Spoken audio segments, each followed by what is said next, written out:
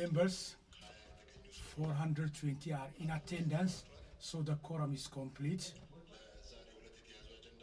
The agenda for today are the first agenda, the 5th year of activity, the first sessions, minutes of examining and approving it. The second, His Excellency Dr. Abiy Ahmed,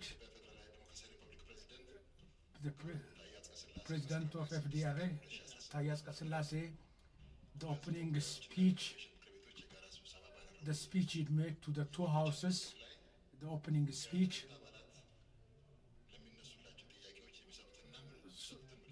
the answer, the reactions they shall give to questions from the members, and then move to approving motion. So according to the first agenda, the 5th year, the first regular session, minutes shall be examined and approved. If there are corrections, amendments, anything on the minutes of the meeting, if no comments, corrections, so those who support to approve the minutes of the session, thank you. Objection? Abstinence? No. Therefore, so the 5th year, the first regular session, minutes of meeting has been approved by full votes. Agenda 2, His Excellency Dr. Abiy Ahmed and President of FDRA, Tayyas Kasilase, this opening speech to the two sessions, Federation and House of Representatives, the opening speech. Any questions from members? We shall listen to the questions and the answer they are to give on those questions. So Dr. Abiy Ahmed, regarding the stand of the government, shall give answers on questions from MPs. That is among us. I would like to thank you. So those who have been registered to make questions, I shall give an opportunity for them to read their questions.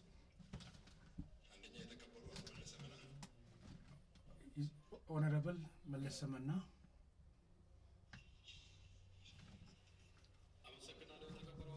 Thank you, Speaker.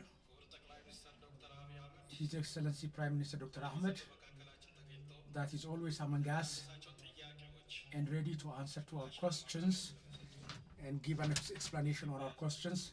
I would like to thank him from my heart on behalf of Ethiopian people. So my question is as follows. Our country, Ethiopia, so the challenges on its existence, the mature leadership of the government, it is still existing, but sometimes in some areas there are conflicts.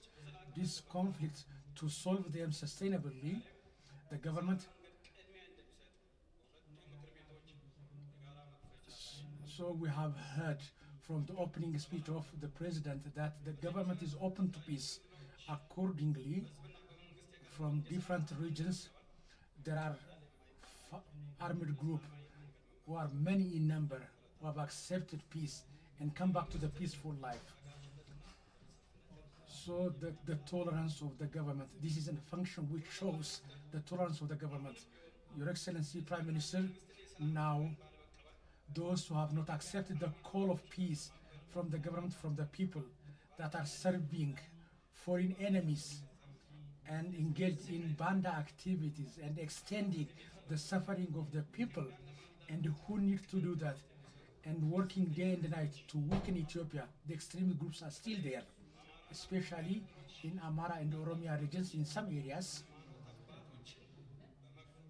killing religious leaders, demolishing schools, and become obstacles to schools and children, and demolishing and destroying people's service areas, abducting civilians, and engage in other cruel activities to control that, and use the government's only security force and the activities being held, to keep the constitution and rule of law. I would like to hear explanation on that. What's expected from the people in this end? Thank you very much. Thank you very much. Next, Honorable Chana Lemi.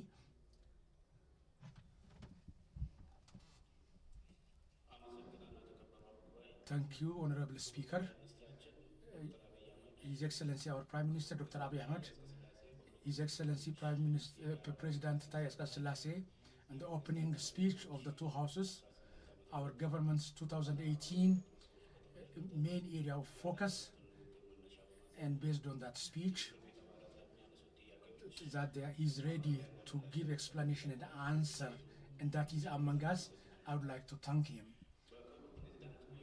So the opening speech by His Excellency the President, in the speech as a country, to bring positive and sustainable peace, that the government is engaged in big activities. That's very clear.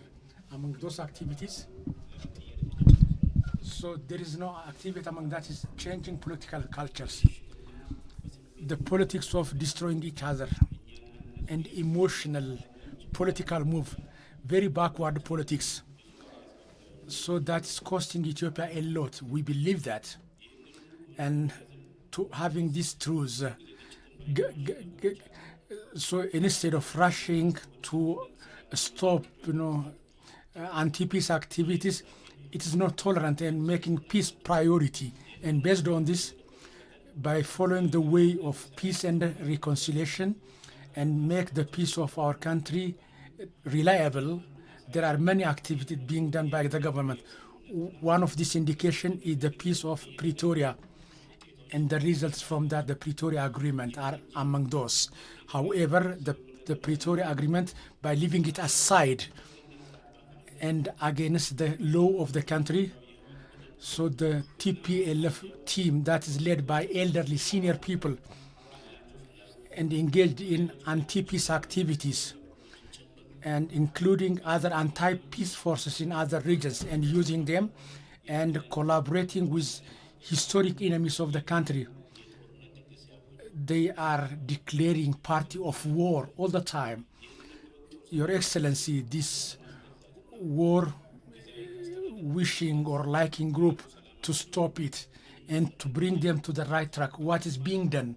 In addition to that, as some information show, the TPLF elderly people's group, they are collaborating with Shabia group. We are hearing that. Therefore, so this movement that is against our sovereignties, what activities are being done by the government to stop that move, and what is the current status of Tigray region, the peace and political situation of Tigray region, the current situation. I would like to hear explanation on that. Thank you. Next, Honorable Tasfahum Bogala. Thank you. Honorable Speaker, Your Excellency Prime Minister, Dr. Abiy Ahmed, and members of the House of People Representative, to respond to our question that you are among us. I would like to thank you for that. Now I present my question as follows.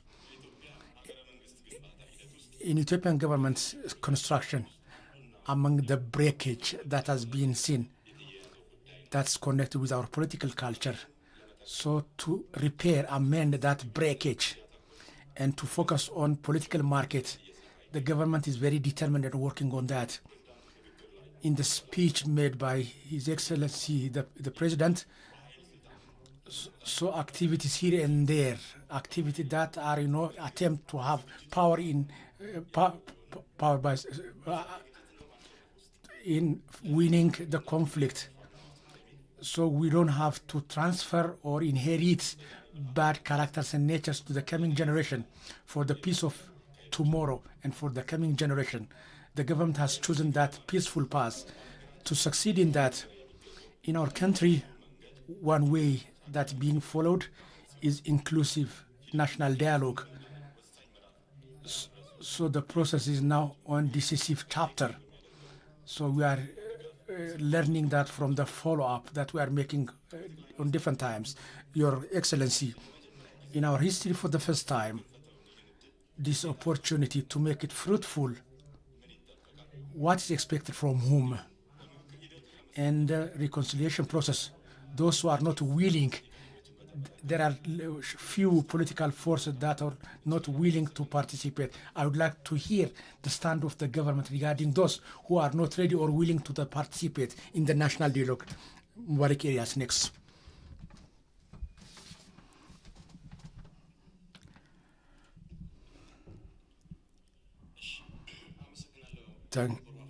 Thank you, Honorable Speaker. Your Excellency Prime Minister, FDRE President Taye Asqassalaase, October 6, 2025, in the opening speech for the two houses, that explains, the government's stand that you are among us. I would like to thank you and present my question as follows. Your Excellency Prime Minister, the macroeconomic improvement of the government and repair the economic breakage and take us to prosperity, expedite economic reforms and to implement that. And in the speech of the president that has been indicated, and we have heard that results have been obtained. However, in connection with economic reform, there are risks reducing the cost of the government. So the weakening, the devaluation of the Ethiopian birr is mentioned as negative points. Your Excellency, the macroeconomic process in general and the hope that is coming in the future, I would like to hear more on that, the future of the economy. Thank you very much. Next, Azmara Ndemo.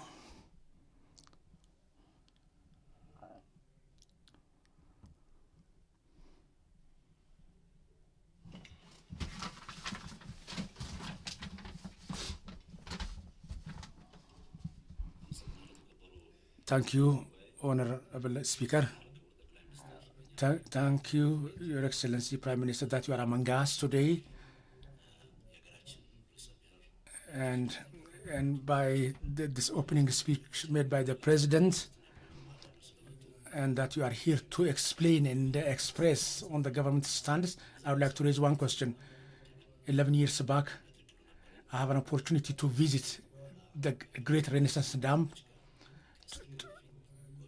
We have also visited 10 years back with other members. I've seen that it has become even a country like, it's not only a change, very big change, and that justice has come to our country. I would like to respect that performance before the change, so to feel and to correct the injustice that's done in our country. Together, the people that I represent, that we have been in man-made darkness, in Shaka, 60 megavolt, 71 kilometer, 230 volt transformer. Now the people are out of darkness and in bright life. We have seen that success.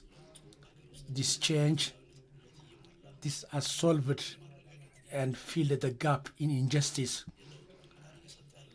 So the leadership of the change is doing a lot, and I would like to thank you for that on behalf of my people. So cutting the ribbon and celebrating this success with the people, I hope you will do that. Our country is in historic point. So the government to drag the country from the problems it is in, that is not targeted its sovereignty. There are positive opportunities are being done by the government, and this has been indicated by the president's speech. So the ability that we can have been shown by Ethiopian Great Renaissance Dam, that we have successfully completed it. That's a big news. So next, then that natural gas has also been inaugurated in the second chapter of petroleum.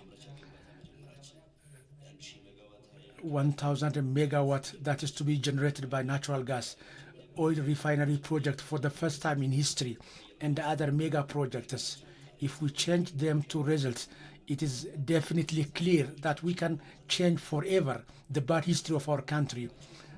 Prime Minister, in a way that enable our country to use its natural resource properly. This is a big news for Ethiopians, the natural gas. They save hard currencies and create employment opportunities and making the future life very bright to our people. And I would like to hear more on that. So in coming years, the mega projects that are to be accomplished in Ethiopia, the big airport in Bishoftu, and more than 1.5 million houses are to be constructed and given to citizens. So for the success and the success in that regard, I would like to hear more on that. Thank you very much. Thank you. Next, Honorable Aragash Kifle.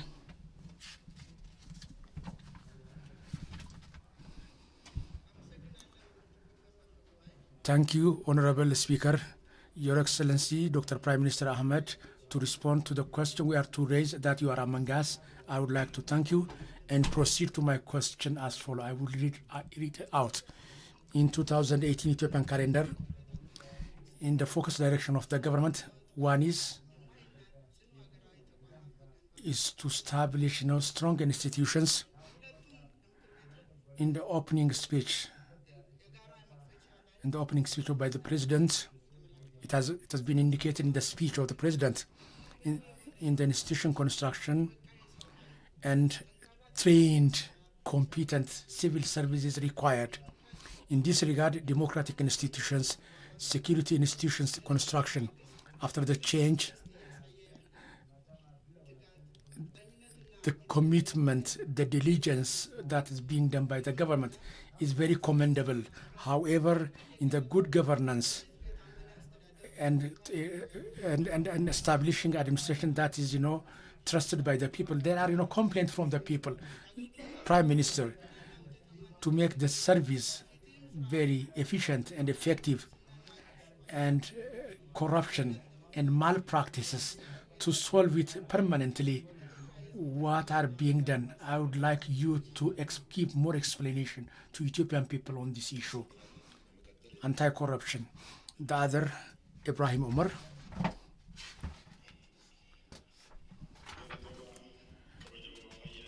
Thank you very much, the Speaker. Your Excellency Prime Minister, Dr. Abiy Ahmed, that you are among us here to give answer and explanations on the question to be raised by the member of the parliament, that you are among us. Thank you very much again for that. First and foremost, before I proceed to my question, by using the opportunity given to me, the productions in Bale zone regarding the developmental activities in Bale, the Prime Minister and the reform government, I would like to thank them. In Bale zone, it is very rich in natural resources. It has big potentials. But before now, the previous governments, they have done nothing. So the resource of Bale people, the people couldn't benefit from that. And they were in difficult condition, in problems. However, after the change of the government, the attention and the focus given by the current government and the stand of Dr. Prime Minister, the development attention given by the government in all areas. So Bale people are very proud of that. There are historic activities and accomplishments in Bale, and people are using that. For example, we can take the cave of Sophomore. A lot has been done in that regard. To speak the truth, the Bale people, so the opportunity the people of Bale has got to, they have sacrificed, they made many sacrifices to get this very day. Heroes of General Wako Bultu, they made struggles. Haji Adam Sado.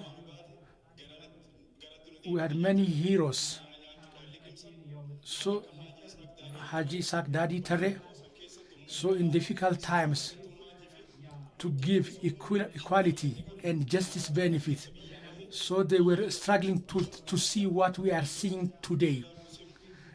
General Hussein Buni also, he was not a hero. He was in the forest and in jungle, struggling to see the very change that we are seeing today. You and your government, the government of change, so that you have showed the result we have been struggling for, and I would like to congratulate you on that success. So what they have been struggling for that have been achieved today. Together with that, the people of Bale Zone, the change now we are seeing, the Prime Minister and the government of change, they said that I deliver their gratitude to the government and say thank you very much for that to the Prime Minister and to his government for the achievement they have got. Next to that, I present my questions as follows. As we know, in the past 3 years in urban development, many activities have been done. Exemplary activities, for example, and corridor development and other different activities, and constructing very wide roads, streets, and bicycling lanes and different parks have been done that have no high standard. Further, riverside projects, and to make our river banks very neat and sanitary areas that are very appreciable. So the change we are seeing in Addis Ababa, it's not only an exemplary, it also brings a question where we have been so far. Further, and President of FDRE, Taye Atskisellase, to reduce poverty and increase revenue in 2018, that urban development will be given an attention, and that our people may benefit from their development activities. However, in some regions, in the development activities in connection with corridor, there are complaints. For example,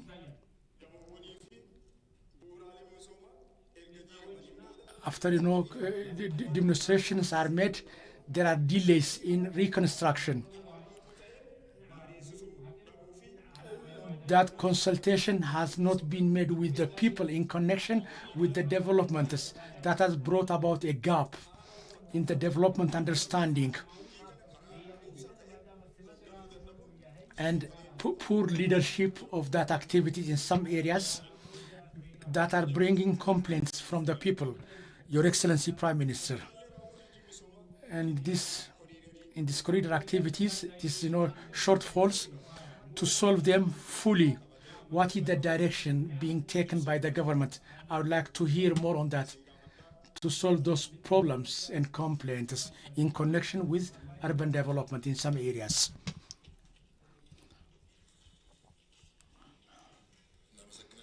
Thank you. Next, Honorable Dr. Najat Girma. Thank you, Honorable Speaker. FDRE, His Excellency Prime Minister Dr. Abiy Ahmed, that is among us to respond to our question.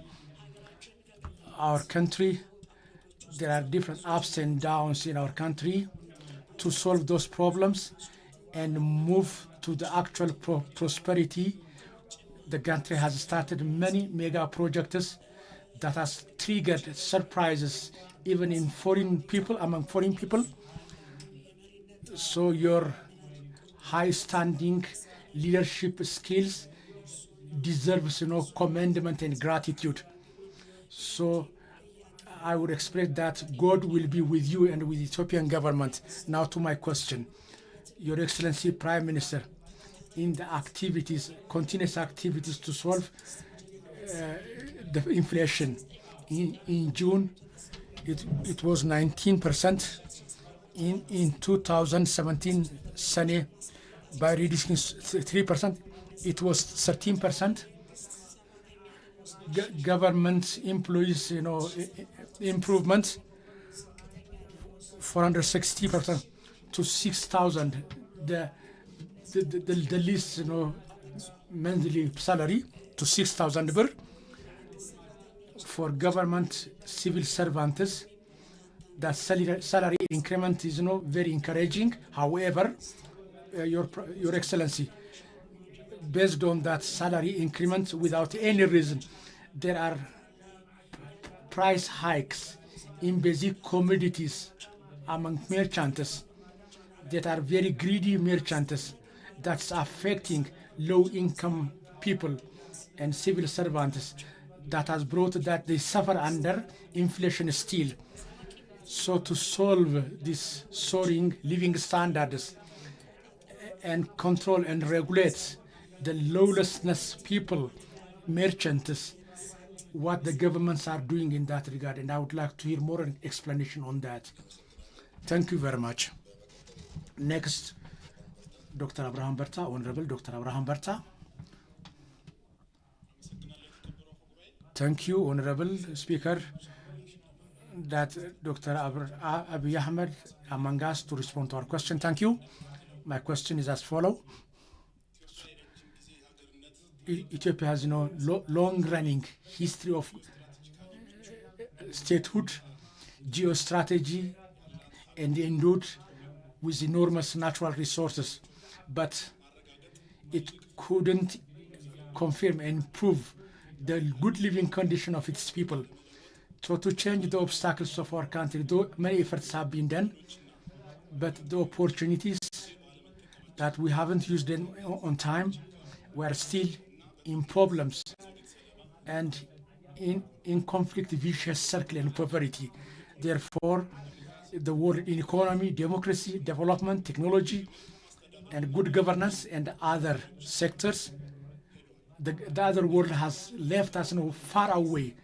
So to reduce these problems and to create mutual trust among us on these issues and to solve difference in ideas through dialogue and discussion, we have been establishing a national dialogue and doing that.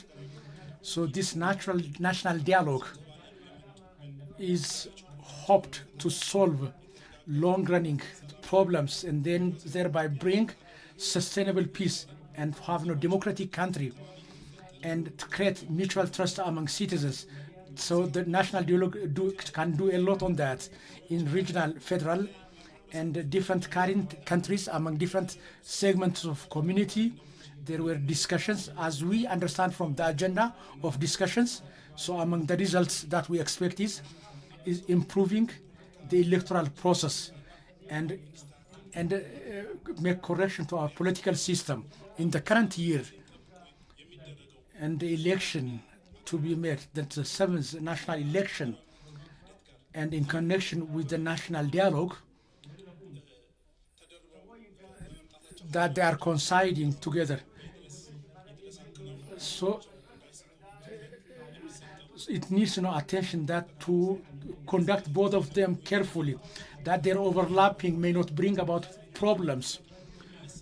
To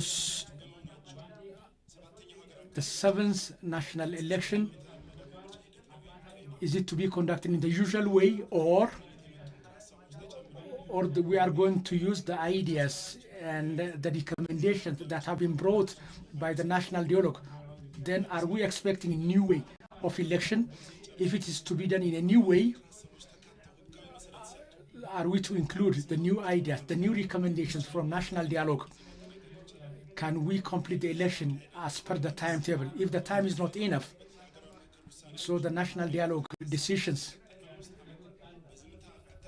are we to ignore the recommendation silently for the coming 5 years? So how we are to match the recommendations from national dialogue and the election? These two big events. Thank you very much. Next, Honorable Alma Tagabu. Thank you, Honorable Speaker. Our Prime Minister, Dr. Abiy Ahmed, that is among us to respond to our questions. Thank you. Now I proceed, before I proceed to the question, it's recently in our country, in the manufacturing, big activities, Borilami Special Industrial Zone, AMG Holding have an opportunity to see these activities. That I would like to say a few words about those activities, mainly in the manufacturing sector. For our economic sovereignty is very decisive sector, and we have been able to see that in that visit. And the practical activities to repair the macroeconomic breakage, we have seen that. For example, in one factory, we have seen 7,000 youth workers there, and that factory is generating a lot of foreign currencies for our country, and in knowledge transfer, it's also doing a lot. So I would like to say that and express my reaction. I've been personally surprised by metal, iron, by using iron ore from the country and smelting that, and mirror production, about 600,000 tons annually. That's being beautifully constructed. That's commendable activity for the leadership of that sector, and I would like to extend my gratitude to our Prime Minister. Now to the question. In the speech of our President in our country, the 7th national election, to make it just peaceful, free, and that the government is focusing on that and ready to exploit its role. So in our country, government position is to be held by the people election. There are groups who do not believe in that and not ready to accept the voting of the people. Those who wish, the forces wishing that, still they are daydreaming. They are using in different social media and propagating their bad political intentions, that elections is not to be conducted, that there is no conducive condition. They are spreading that kind of propaganda, as the President expressed in his speech, to make it free and fair election.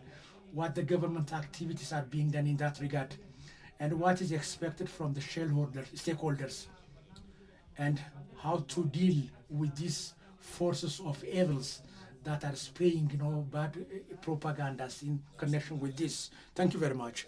Next, Honorable Shurube Gamadi.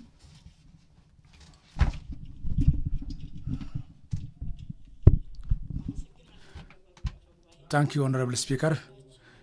Our President, the opening speaker to the two houses, to respond to the question that we are raised, that His Excellency Prime Minister is among us. Thank you very much.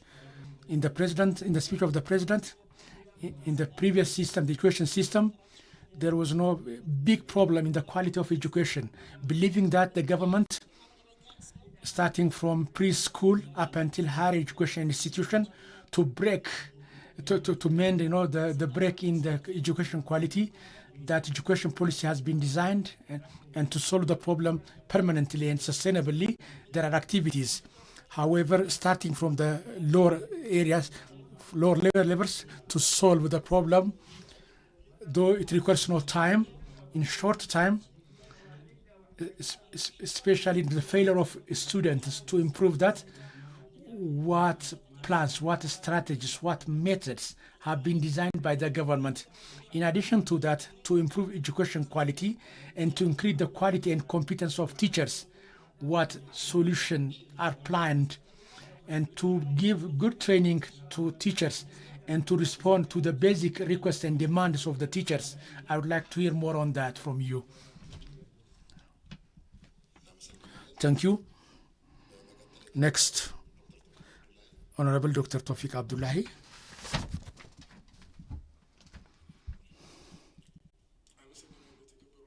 Thank you, Honorable Speaker. Dr. Abiy Ahmed, October 6, 2025, on the speech delivered by the President to the two houses, opening speech. So the question we are to raise in connection with that speech, that is among us to respond to our question, I would like to extend my gratefulness. I would like to present my question as follows. Currently, the geostrategic stand of our country has been fully changed. We are now proudly standing. So the historic mistake has made us to be out of our sea access. So sea access, you, the Prime Minister, in a peaceful way only, and giving and taking principle based on that, you have said that now and then repeatedly. Repeatedly, that has been said repeatedly, our natural and historic rights to get no sea access, so our just rights and by the friendly and neighbors has gotten acceptance, neighboring countries. So the President has said in October speech, Prime Minister, our neighbor Eritrea, the relation, how do you see that the way to get access to the Red Sea? The Shabiat group are spraying or engaged, deployed groups that spread false propaganda on our rights to get access to the sea. Therefore, this sovereignty issue, these terrorist activities, to stop them, Shabia and anti-peace forces to stop their engagement in this regard. Our African brothers and the international community to understand our rights to sea access. I would like to hear more on that. Thank you very much. Next, Honorable Dr. Mokonom Golasa. Thank you, Honorable Speaker. His Excellency Prime Minister that among us to respond to our questions. I would like to thank him. Before I proceed to my question, I would like to give a short comment. Our country, Ethiopia, has no long history. Among these, especially, it has its own alphabet and the calendar, and it has no defended attacks and aggression by enemies, and retained its dignity in the 60s and 70s due to the system followed by leaders, especially in the 73, 74, the hunger, the famine, the value of the country has gone down. Starting from that time, there were efforts, in fact, but Your Excellency Prime Minister, since you have come to the power starting 2018, that fallen dignity and pride of the country is coming back high. We are seeing that, witnessing that. When I'm saying this, especially, there's nothing that harms your dignity like begging. We were begging for wheat, but now we have come to the level that we have produced by ourselves and attained the level we are to export it So the drought caused the climate change. To make correction to that, the green legacy that we have started is bringing about big changes. In connection with this, then, especially in connection with the corridor development, we in the regional states, when we hear about something better, we were thinking about Addis Ababa, but now these good things and developments have come down to regions. And these are all coming to reality. It's due to the wise wisdom and high-standing leadership of you. So based on that, I would like to extend my gratitude for your good deeds. Thank you very much. Honorable Prime Minister, Your Excellency Prime Minister, in the season opening speech by the President, in the speech he made, it's about, the inauguration of the Great Renaissance Dam and mega project that will, like fertilizer factory, in connection with petroleum and natural gas and other plants that we have begun them. You have said, it has mentioned that so far, just like Great Renaissance Dam. I'm confident that we are going to see many more projects in the future based on your leadership competence. Having said this, this Great Renaissance Dam has been successfully completed up by a river. So it was, eroding and taking our soil and gold and giving to neighbors. Now that has been stopped. Though Ethiopia was using a share, so the banks of this river, those who were based on this river and living on it, there are people who are retreated now. In connection with that, we are hearing recently that the dam and together with the river, about 28,000 hectares project. My question is, Great Renaissance, the people, those who were benefiting from that river, that they are to be impressed by this project and then benefit from it. How are you going to include them, those people? And second, our country is rich in natural resources, minerals. When we go to Benishangul Gumuz, our region, to speak the truth, so if we engage all forces, working force in this activity, it will go beyond the region and benefit the country. Recently, you were in our region and visited the Kurmuk gold factory.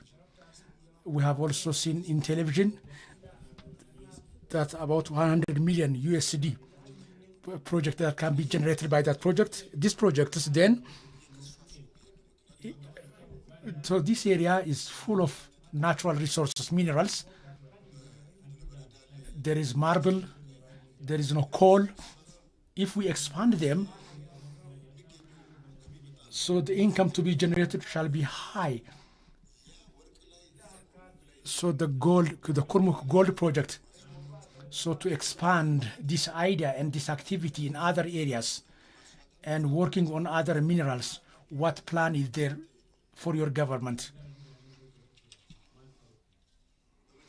Finally, my question is connected with road.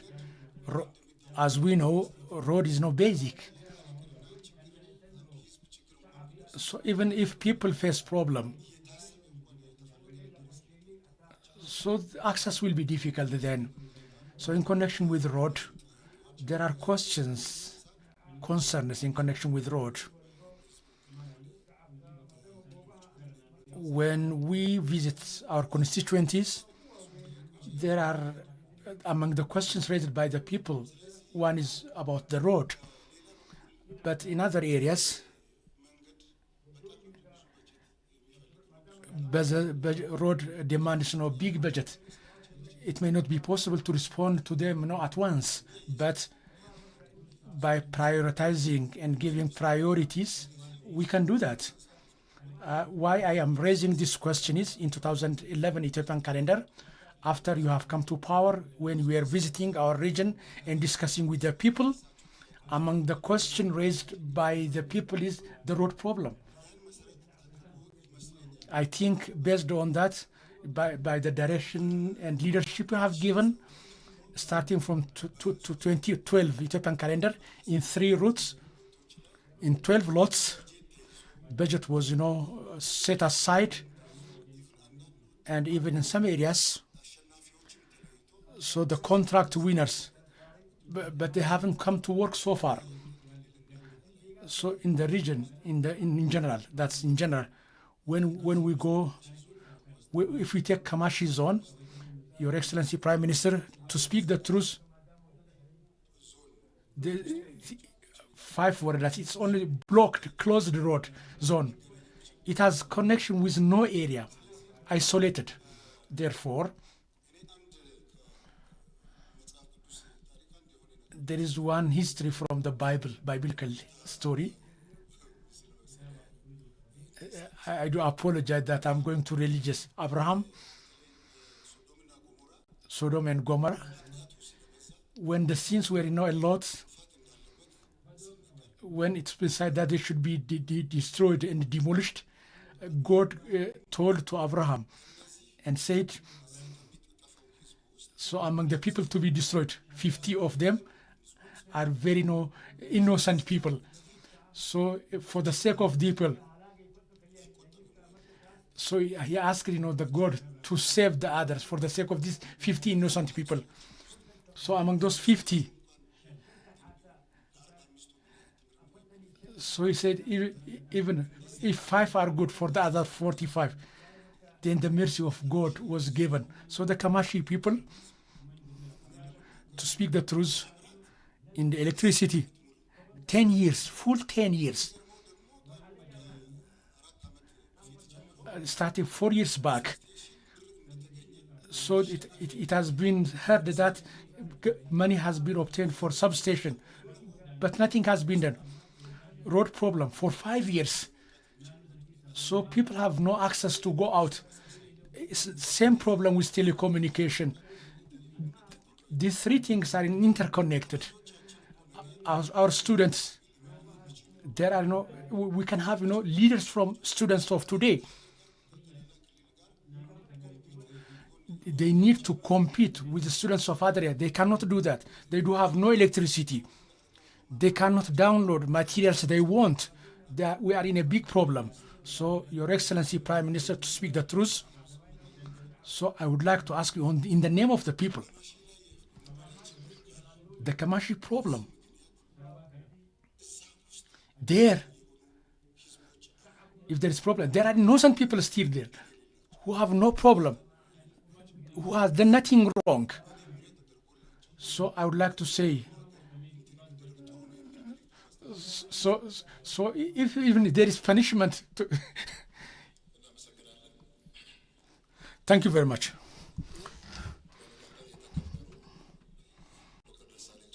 Dr. Desalegn Chane.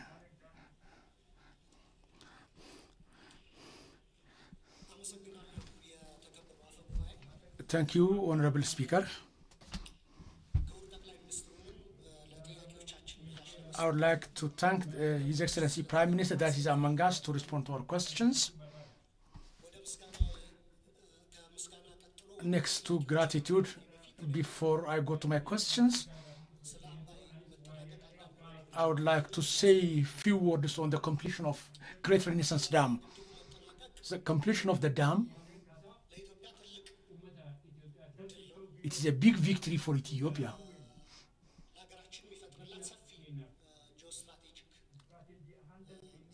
It gives, big geostrategic capacity and power to our country.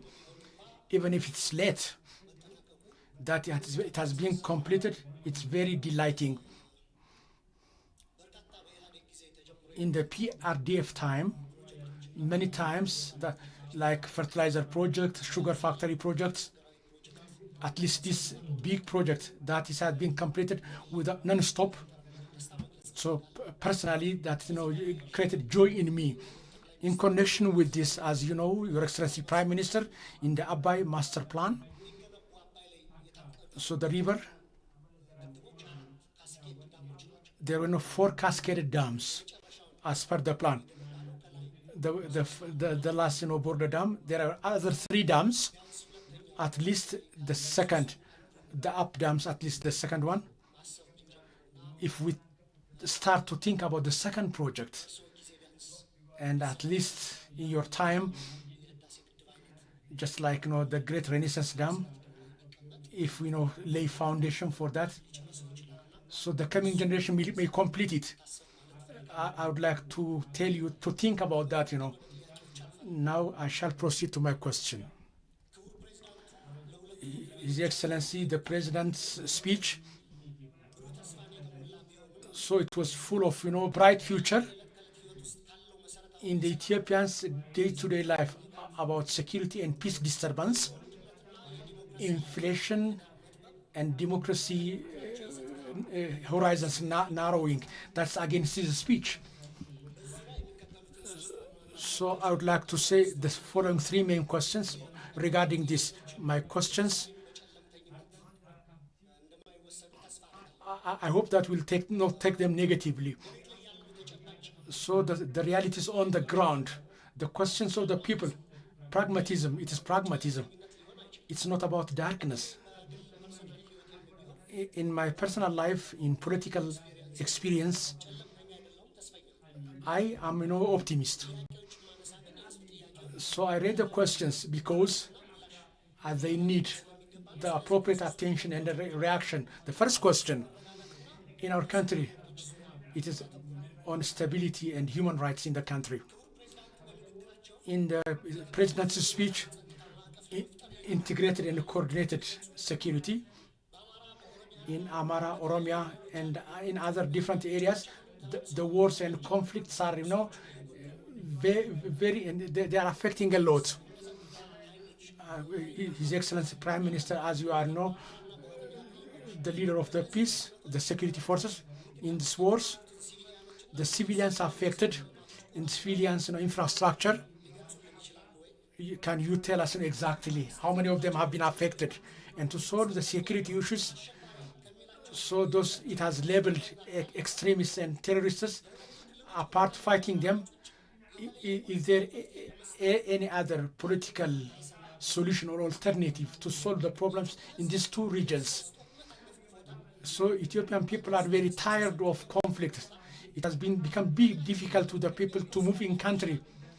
So in like Colombia, our country cannot fight inside for 50 years.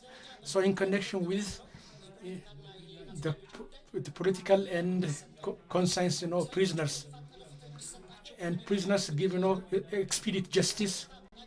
Though we have asked, there are, extended court appointments, and they are suffering, and their families are suffering. So by the name of rule of law, in the 7th election, it will, what guarantee there from the government that to make that election fair and free? Second, economic condition and soaring living condition. So the government says that inflation is lowering, the living condition is slipping down day by day. So the World Bank's report shows Ethiopia's poverty has come 2 digits. It has become 43%, that it will increase to 43%. So from out of 2 Ethiopians, 1 is in poverty. Therefore, 1, the soaring living condition and reduction of poverty, the statistics by the government, and the living condition, the actual living condition of the people. How can you can explain that, the difference of the actual? So the commodity price increase, and to that to have not more families to go to poverty and to reduce poverty. What plan is there? foreign debt, loan, and macroeconomy. For macroeconomic stabilities, there are challenges from domestic and foreign loans. Currently, the country is currently in big debt distress. In G20, there are no sophisticated restructuring is being conducted.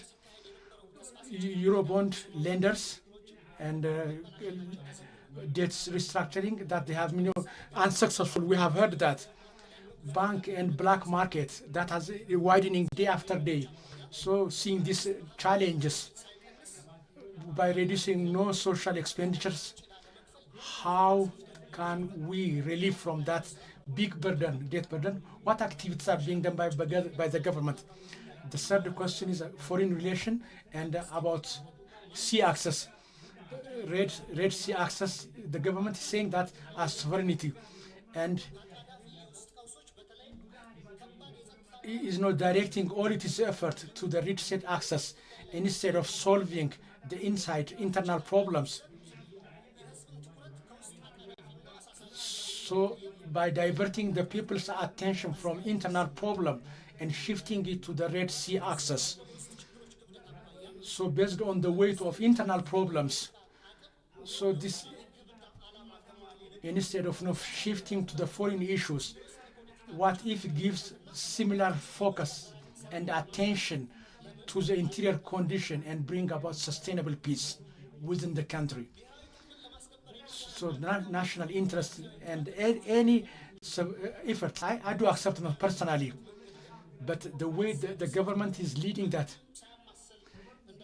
there are pots, 10 pots on the fire by the government, and it's doing nothing effectively, even one-on-one. There was no activities to renew roads. There was no contract with Somaliland, Tajura port with Djibouti. There, Somalia, there was no Ankara peace negotiation. No tangible results so far. Yesterday, Tajura port, I have heard that Saudi has taken by lease the Tajura port. They are now after us.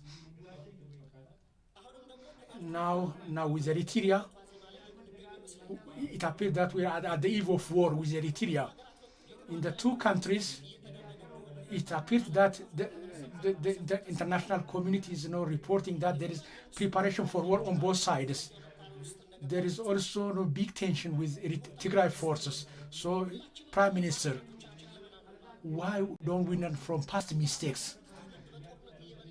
So how long we are to continue as a country and destroy our people in generations of conflict? So by farsightedness, through negotiation and discussion, how can we solve peaceful, legally, and in principle of giving and taking that of Eritrea? And I would like to ask that. Thank you. Next. Mohamed Kope, Honorable Mohamed Kope.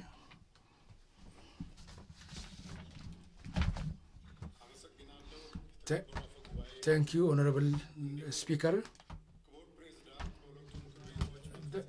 The opening speech of the President, based on that speech, that you are among us to respond to our questions, that FDRE, His Excellency Dr. Prime Minister Ahmed is among us. I would like to thank him. As we know, so the opportunity, the identity, that it never gives up and surrender to enemy, that is the symbol of our country, to successfully complete all conflicts. So the valuable civilization, history-rich Ethiopia, with your far and deep thinking and the unity of strong children, it has begun to move to bright future. So long political problems, now it is on the right development track. and that hidden potentials and resources are coming. So our bright future and prosperity is coming very quickly to the surface. In this regard, Ethiopian people, labor, finance, tear and blood, the Ethiopian Renaissance Dam, the Great Renaissance, the Grand Renaissance Dam, it has been completed. If we are, summed up, if we come together, if we listen to each other and hold hands and give priority to the interest of the country, it has shown and we're living witness that we can do everything. This success, the joy that has triggered within us, the motivation is warming our heart. So on the mat there, the mega project being there, physically there, and prosperity foundation in every area, so positive narrations and strengthen our togetherness and hope triggering. So the coming up of our country, leap forward, that has no very big value.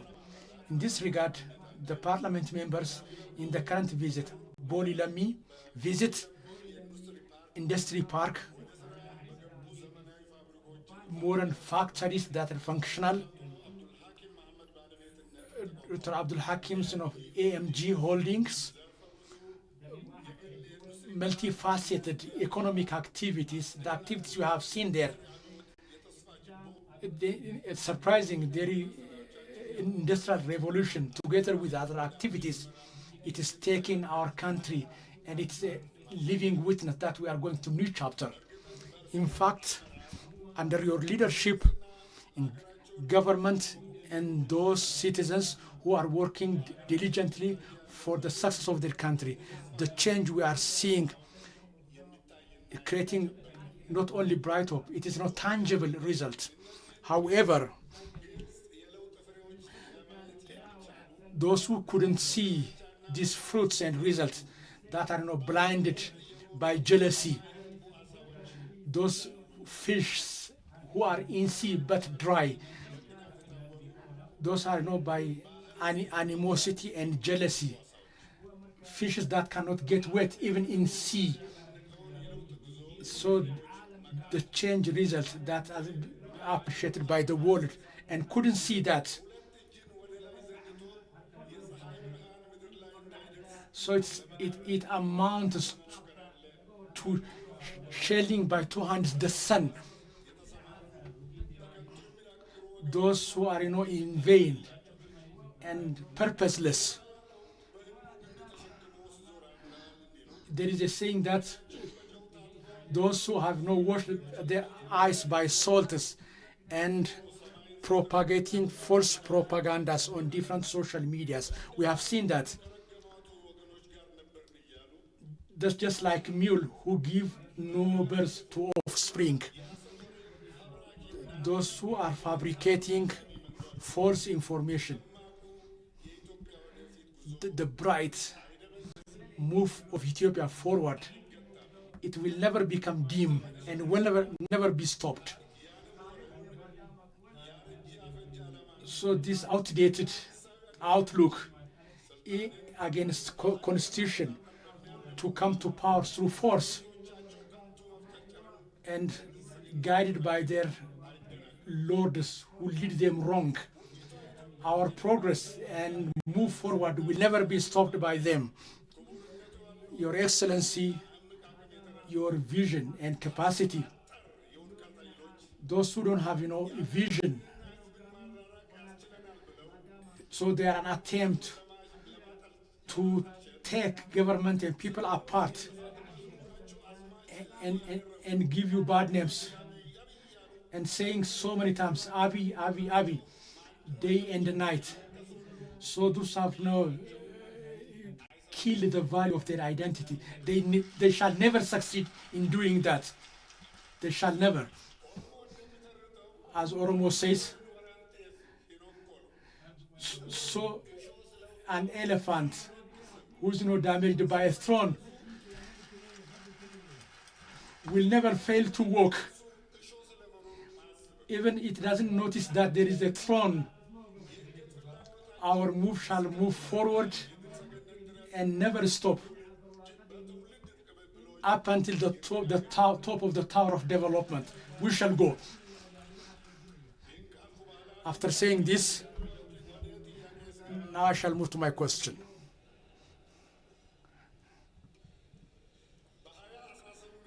In 2018 Ethiopian calendar, the government focus direction in the government 6.8 growth has been planned as per the speech. Farming, food security, in industry inputs provision, in employment, and in replacing export commodities and expediting export. It has a big role and contribution. So being aware of this, the government is giving this special attention to this, basically in the agricultural production and productivity, soil fertility and soil health should be improved. We have to treat soil. However, in the highland and rainy areas of the country, though they are not suitable for farming due to acidity of the soil, their production and productivity is declining from time to time.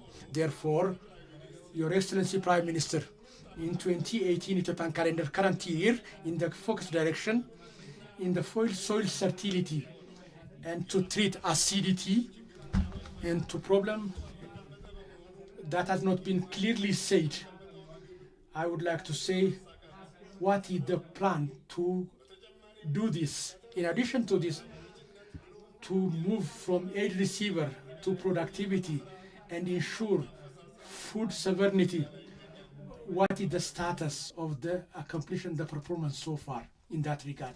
Food security. Thank you very much. Next, Honorable Gannat Bete.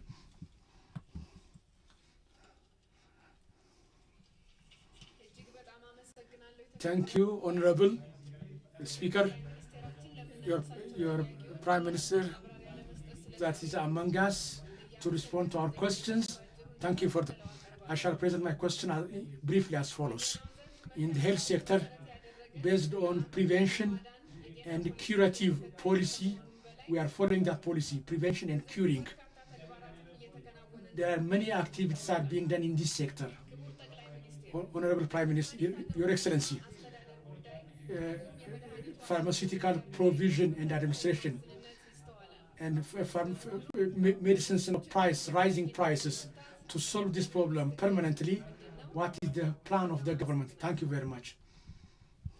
The soaring price of medications. Next, Johannes Masfen, Honorable Johannes Masfen. Thank you, Honorable Speaker. His Excellency Prime Minister, that is here among us to respond to the questions from the House. Thank you. I shall read out my question as follows. In His Excellency President, in his speech in the past times, infrastructure development were not accessible, so that was not affected our economic growth. In our country, infrastructure has two goals. One goal is to expedite economic growth. The other is to improve the living condition and modernizing the living condition of the people, the citizens. Your Excellency Prime Minister, in the project accomplishment, in the past years of change, though there are many big changes, but what we have inherited from the past is still there. There are issues that need attention. Roads, irrigation, potable water, electricity and telecommunication accessibility should be focused on. Especially those have been started but has not been completed in time and lagging due to different conditions and disappointing the people.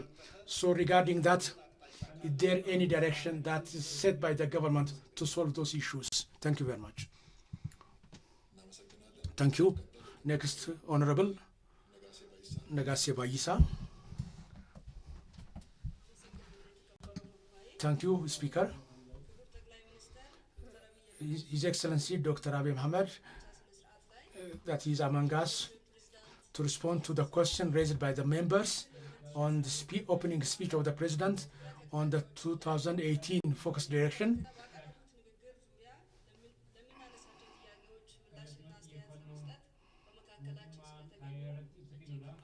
Thank you. You are here to respond to those questions. My question is as follows. In our country, technical and vocational schools, in skills, knowledge, and technology creation, and to create competent manpower, and realizing digital Ethiopia, to make them institutions that are capable to do that. So the President has said that in his speech. Your Excellency Prime Minister, our country's technical and vocational college, to make them to meet international standards and move to industrial sector and create manpower, competent manpower that are even capable in other countries. All colleges to bring them to same levels and enable them to become, income generating. What activities are there to increase the capacities? Those citizens who have got employment opportunity overseas, so to follow up their security and well-being while they are working there. So the President has said in his speech that the government will take care of those citizens who are abroad for workers within the country, locally, to give employment opportunity within the country and enable citizens to benefit from that. What plans are there and directions are there from the government? Thank you very much. Employment opportunity. Thank you very much. Thank you. Honorable Iyasu Sala.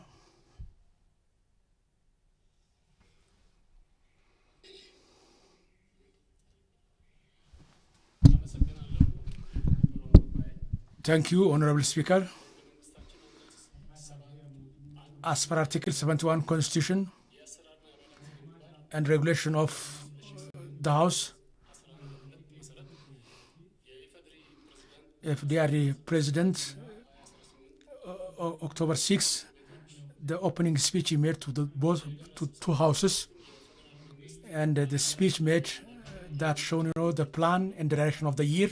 Following that speech, to respond to the questions that are to be raised by the members of the Parliament, and to explain the stand of the government that Prime Minister is among us, I would like to thank him. Ethiopia, Abai River and Red Sea. Red Sea is between Abai River and Red Sea. Starting from Aksum Dynasty, our past history shows that its development and failure is closely connected with two waters. So the government to take the country to these two waters, especially to bring back to the Red Sea access, and that has started activities in that regard. And the results being obtained are very hope-triggering, and that has been included in the speech of the President. This just questions of the country against this, there are propaganda that say Ethiopian government is to go to war, and that it's wrong to attack neighboring countries, and that the government is to create agenda.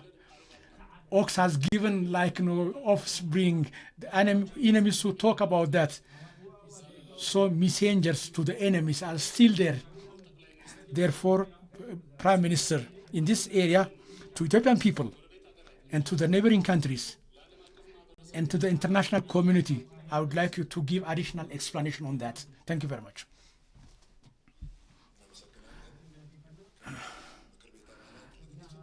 Questions from the members to give an explanation and answer. I'll give the opportunity to the Excellency Prime Minister to respond to the questions.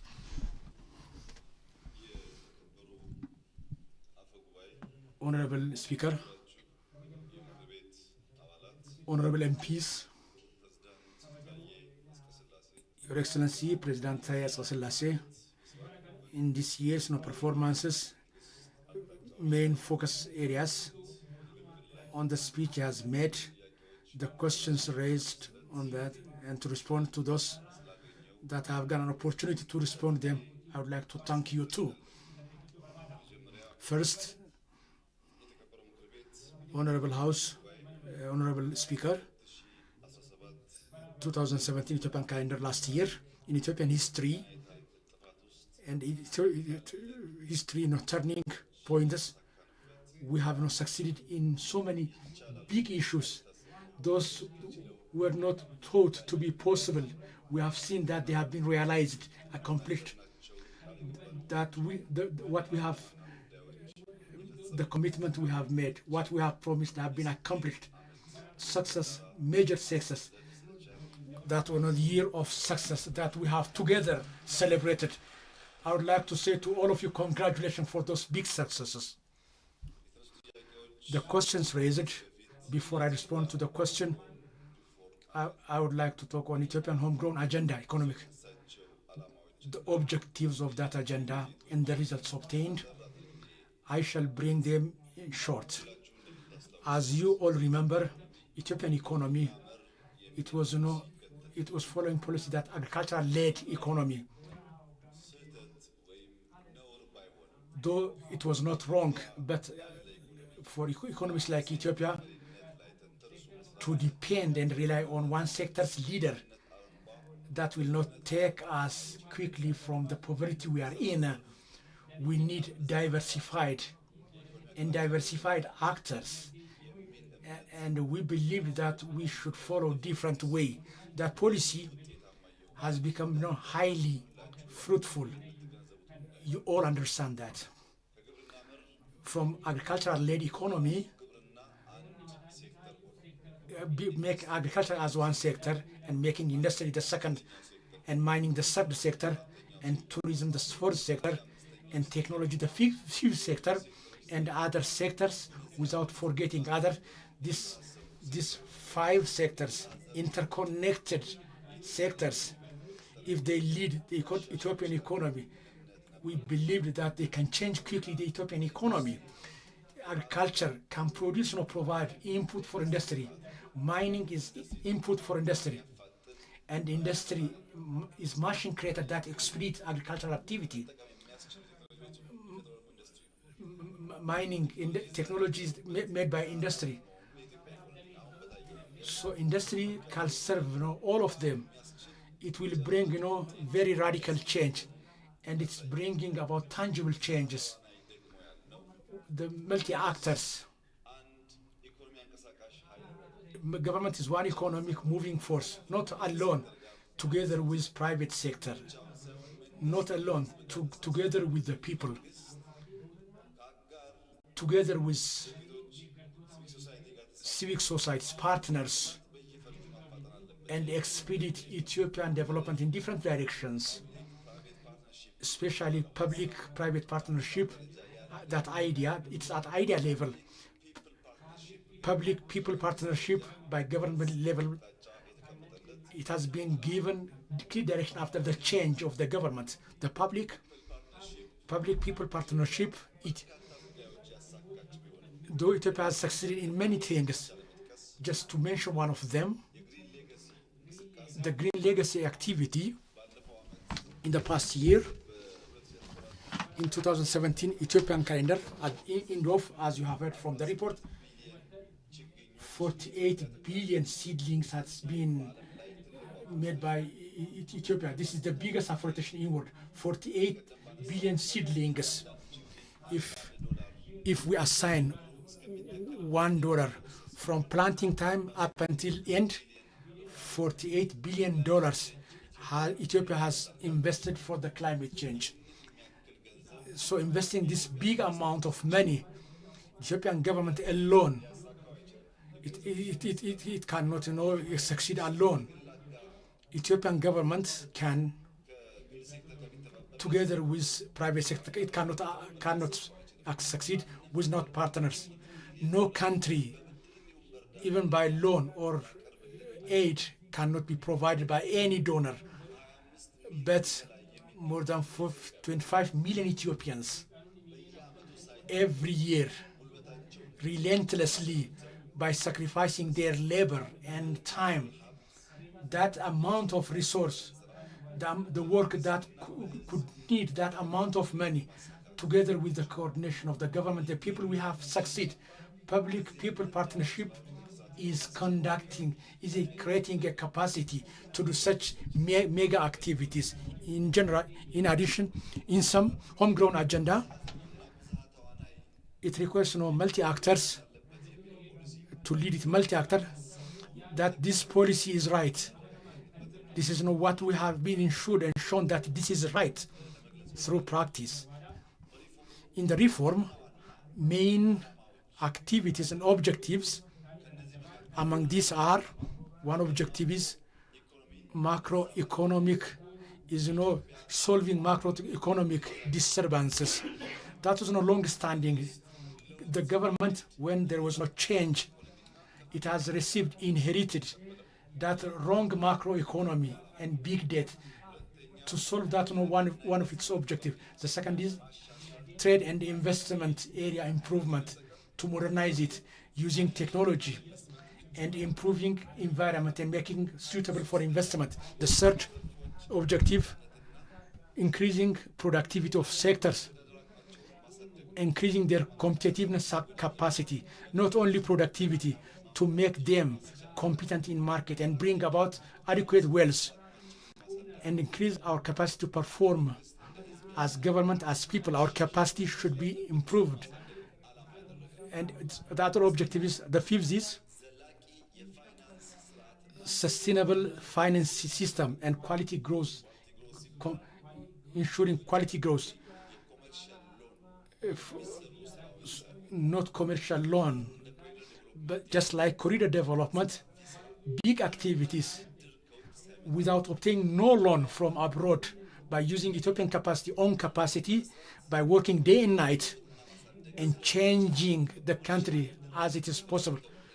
So the development that is based on commercial loan, to do away with that. So the reform objectives were this. What results have been obtained? Regarding the results, first,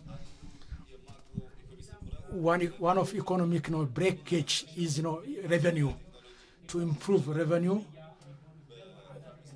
there is there is stream committee led by Prime Minister. Many activities have been done, though it is not capacity, but big change have been achieved. Ethiopian government revenue has improved. So with the government channel, it was on 170 billion. Now we are expecting this 1 trillion revenue.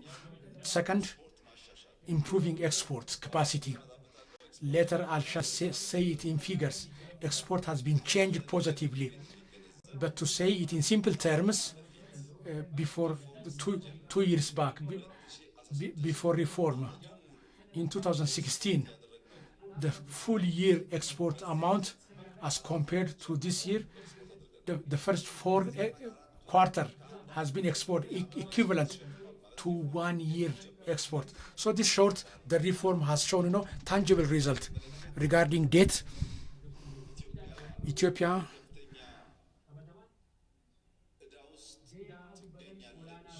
is in a big debt. That's true. But as compared, in comparison, it's good to see it in figures. In Ethiopia, in Africa, first, second, third, there are first, they have more debt burden as compared to Ethiopia. One country, one has 300 billion. The second is 177 billion debt, and in neighboring countries, more than 78 billion debt. But ours it's not more than 23 billion USD.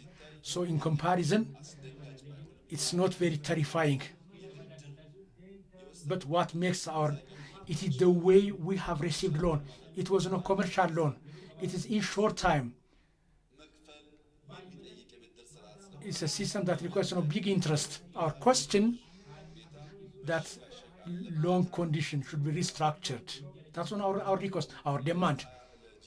In G20 countries, common framework, when we are negotiating Ethiopian commercial loan to change it to concessional loan. That was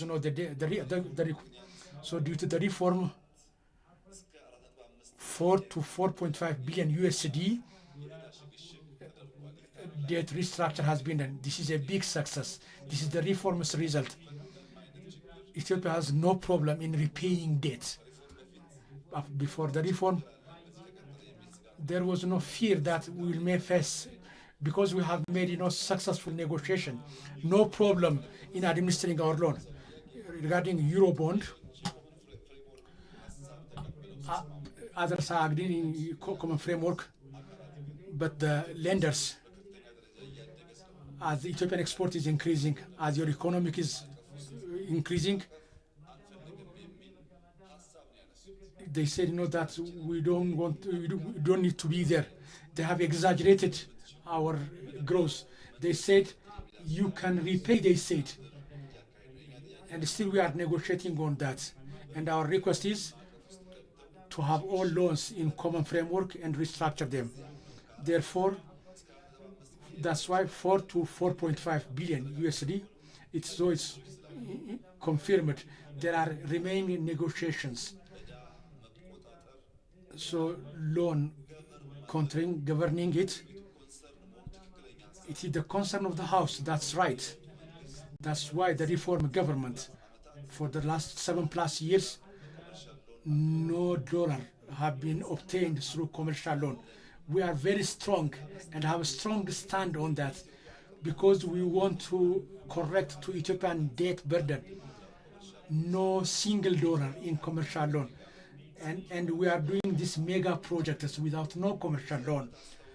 If you remember the reserve before the reform, the reserve was declining. Now after reform, it has increased more than 10 times. Ethiopian reform is more than 10 times because we have been able to lead successful reform. Employment has been improved. General growth last year and this year, there are big growths in the country. 4-5 only years through which Ethiopia has grown. So Ethiopia is growing and growing this in that way. This has been achieved through the reform. For indirect investment, to improve that, many activities have been done by the name of investment gathering. Those notes, we have focused on capable individuals and companies. Many investments are pouring to Ethiopia. Within country investors, local investors, to enable them to invest their capital successfully, and we are seeing results. Ease of doing business, automated systems. So based on the results we have obtained, those WTO stagnant accession process is moving forward in high speed in every measurement. Ethiopian economic reform breakage has been repaired, expedient repair. It's very surprising in every eyes evaluation and measurement. Regarding agriculture, in the past year, it was 7.3% growth. The sector alone, 7.3 sector, the sector alone. But last year's growth, agriculture has 2.3% share in the GDP growth. 2.3. Maybe in this way, when we say it in figures, as everybody may not understand equally, let's take few production for comparison as an example. For example, in 2010 Ethiopian calendar, right after the reform, Ethiopian rice production, it was 1.5 million quintals. In Ethiopia, there was no Fogara area. It was there, but as a country, it was 1.5 million quintals annually. Last year, it was 63 million quintals. Honorable House, 1.5 million and 63 million quintals. If we compare, if this is less, then I leave the judgment to you. Second, wheat. Right after the reform, Ethiopia was producing 47 million quintals annually. 47 million. As you all know, every year we were using 1 billion USD. Regions were taking quota budget allotment for wheat purchase. We were distributing for police, for defense as ration. But last year, we have produced more than 280 million quintals of wheat. 47 million and 280 million quintals. How many folds are there? You can see it. This wheat production, it's because we do want it, but there are many tiresome activities that have been done through coordination of government and farmers. Let's take coffee. Coffee, right after the reform, it was 4.5 million quintals annually.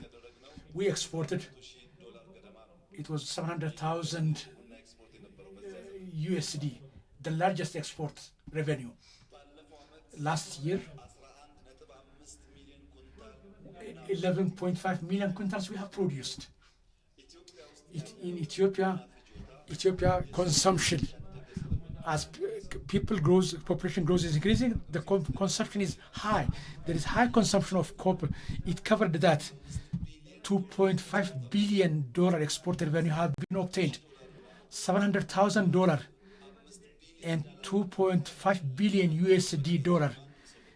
Nobody will find it difficult to understand the difference.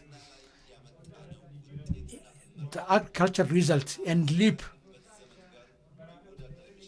even it's not comparable to the agriculture later time. We have obtained big results. We extend our gratefulness to extension workers and farmers of our country. Second, in industry by itself, it has increased 13% growth. But last year's GDP growth, industry share, it was 3.7%.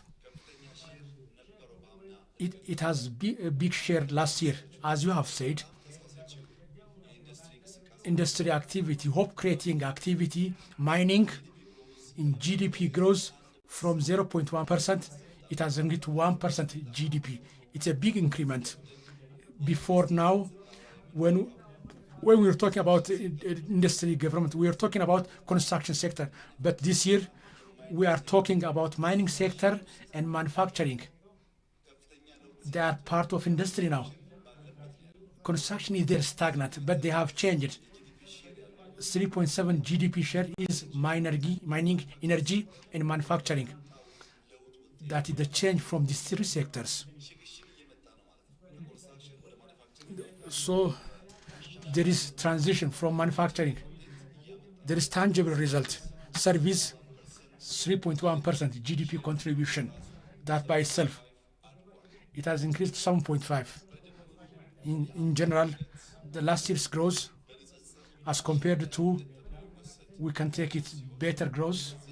This year, no doubt, our growth shall go to double digit. Regarding projects, many results have been achieved. I would like to discuss some of them later.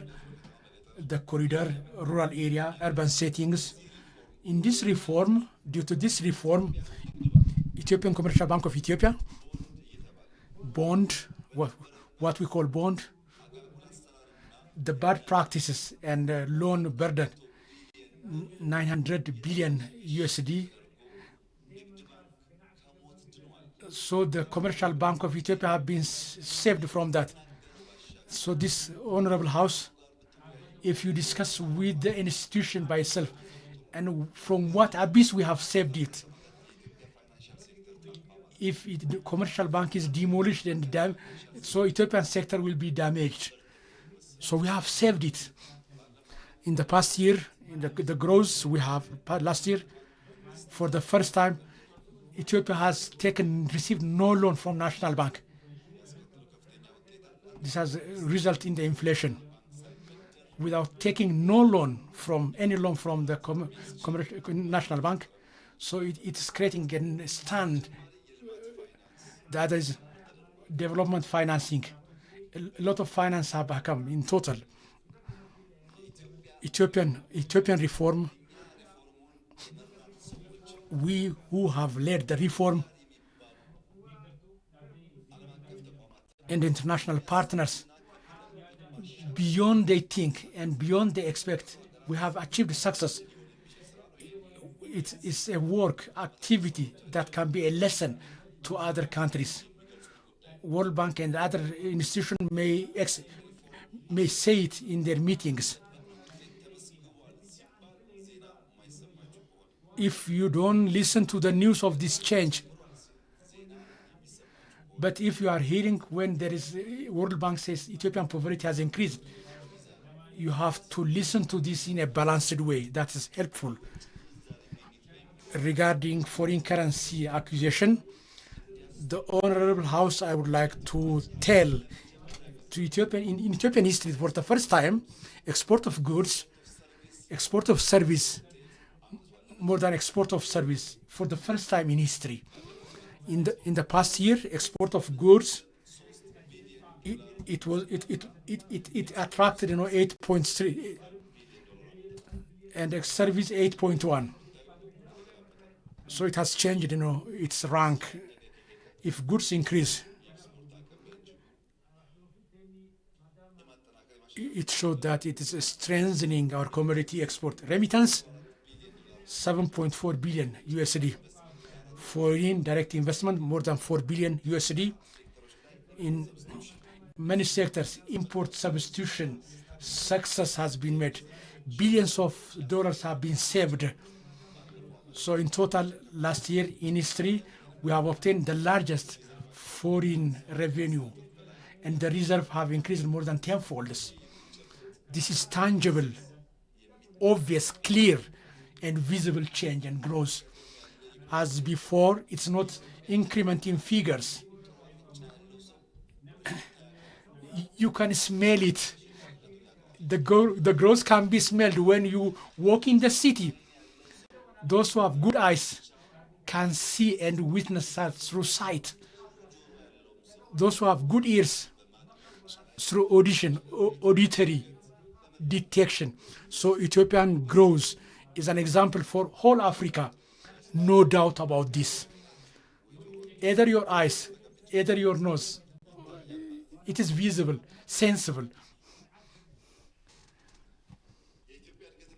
Regarding Ethiopian growth, so this is what's spoken by any passerby. Anybody can see it. This is not to say that Ethiopia's growth is complete. There are concerns. If we make efforts to make change, that is still. But we have to admit and see, accept what is visible and tangible. Regarding inflation, a year ago, before reform here in this house, we given different anti-pains as the disease couldn't serve. As I said that it requires surgical intervention. So I said that regarding inflation, we have not dealt effectively. Accordingly, the reform we have done and the holistic approach we have followed, our inflation to bring an end into the inflation, it is holistic. That makes it different. So countries where we have gone to get experience, one of them, inflation is one of their problems. Reform and inflation to take together is different. Here, surprisingly, inflation in the past 20 years, from the millennium, the increasing rate of inflation is now down. The reason is the supply side. In the agriculture, we have done a lot. The supply side, we have worked on the supply side. That has brought about stability in market. That has helped. Second, market linkage, what we have called Sunday market. We have tried to create thousands of markets. This is a new experience in Ethiopia to bring together producers and consumers. The third is subsidy. In the past year, for the safety net, we have given 60 billion for fertilizer, 84 billion per. We have given that subsidy for fuel, 140 billion for fuel. For salary, 160 billion this year, billion subsidy increment. Total 440 billion subsidy. This means when the reform started, it was more than Ethiopia's annual budget before the reform. There was no budget of this size. So sharing dish experience to reduce inflation, student feeding, school feeding, those low-income families who couldn't give breakfast to their children, that has helped a lot. Our monetary policy also the same. Adding up all this month, October 2025, inflation, it is 11.7, down to 11.7%. Food items inflation, 10 non-food items, 14.2%. In total, 11.7%. Starting from the reform time, this is the lowest inflation rate. Oh, this is big achievement. This macro results, if we halt, we have to appreciate the success and work to fill in the remaining one. That's helpful, I think. If we take, what people have, suffered a lot through their sweat, through their labor. So we have to value the efforts of people and value the achievements made. We have to appreciate. From 11.4 together, we shall work together to make it below 10% and make it single digit. But we can take the success commendable. There are some questions in connection with mining.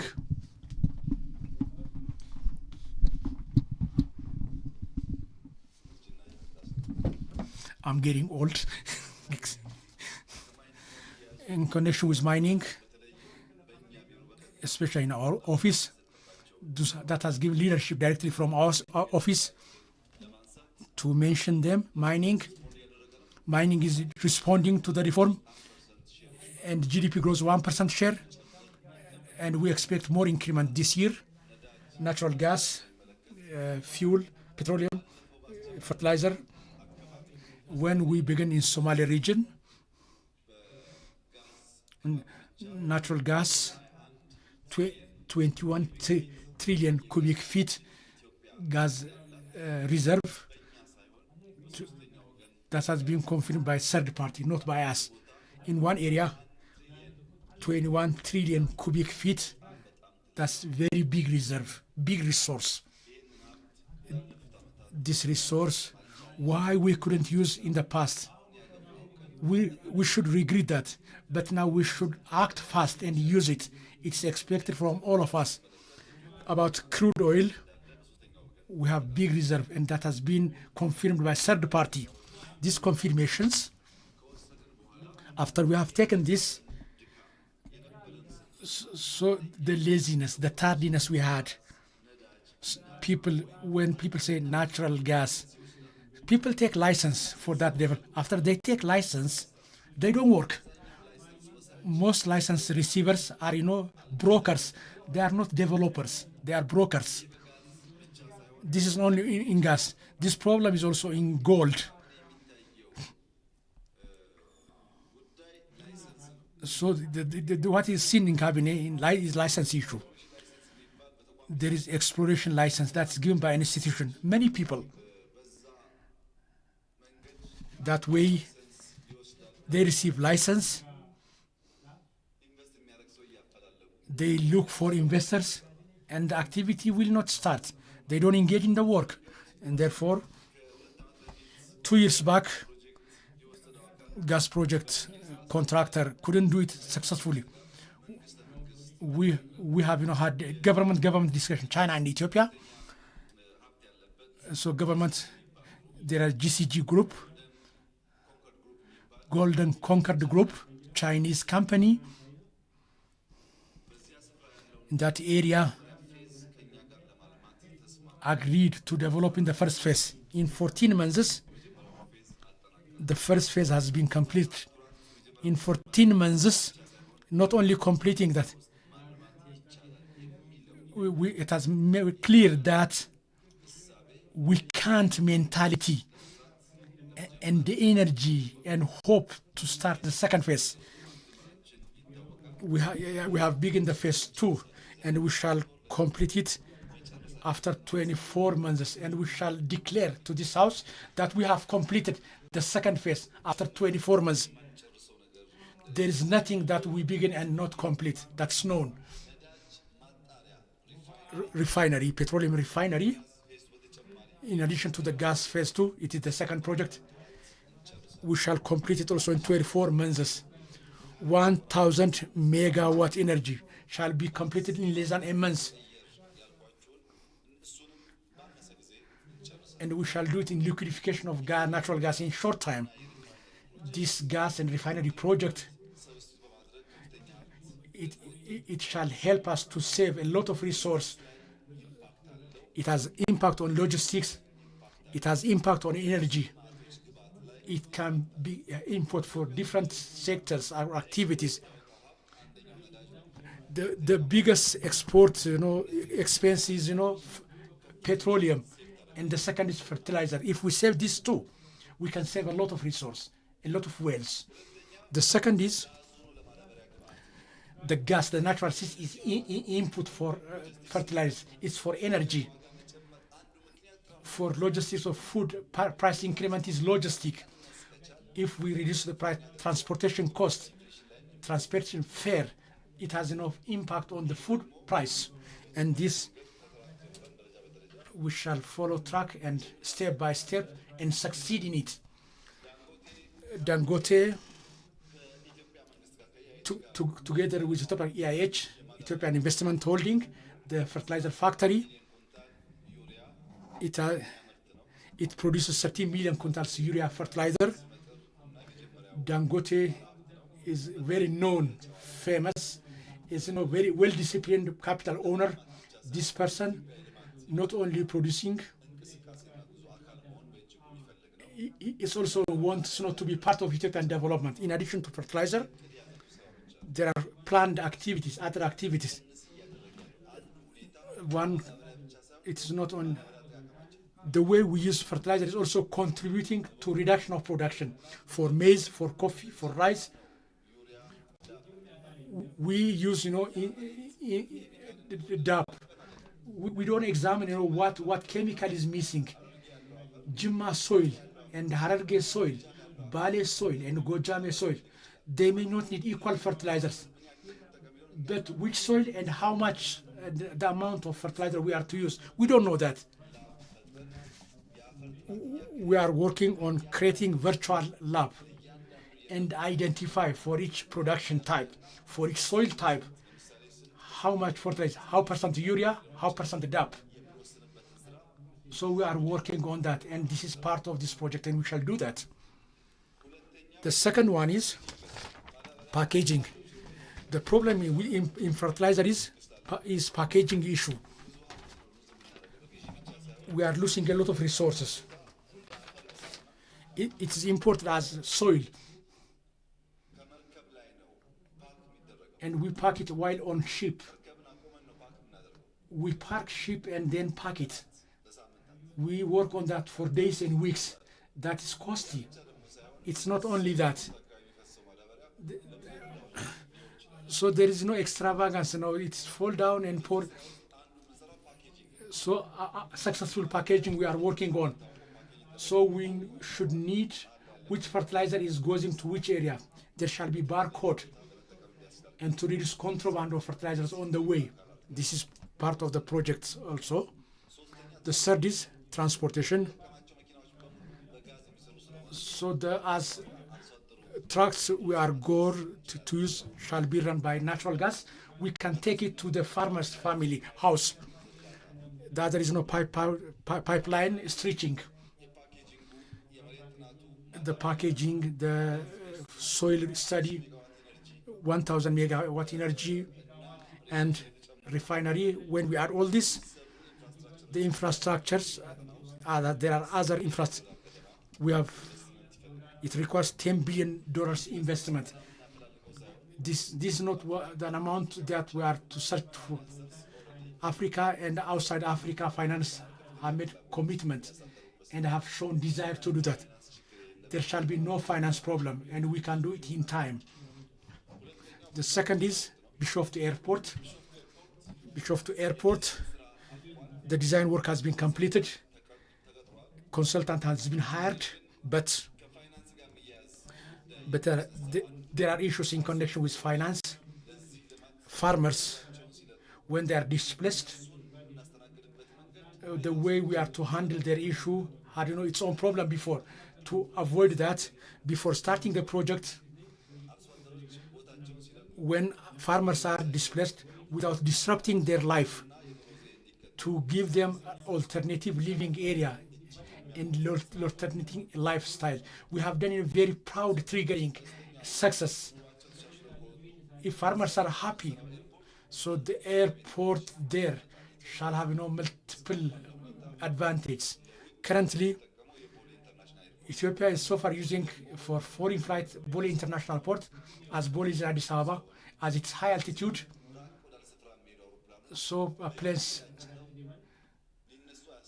so that doesn't enable airplanes, to get enough fuel. So the Washington destined, it should transit in Dublin and refuel. So the area we have chosen will avoid all those problems. So continuous flights are possible, no transit then. You can guess, the cost is going up and more than 100. So we are expecting more than 100 million passengers in a year. It shall be the first airlines and the first airport in Africa.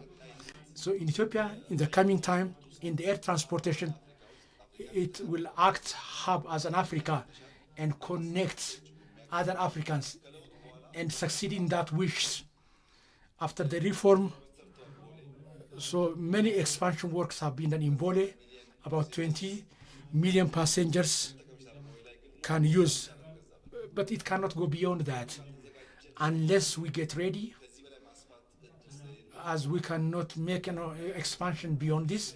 To avoid that, the new airport shall support Ethiopian economy highly, and Ethiopia, connecting Ethiopia to other world, and we shall invest 10 billion USD.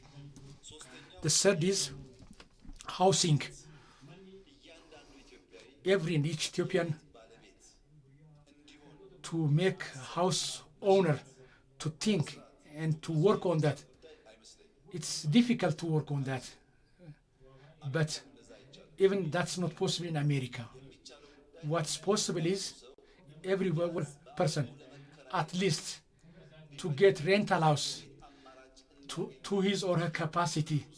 Each and every citizen cannot get 500 square meters of land for house ownership. At least member of parliament, when they move from place to place,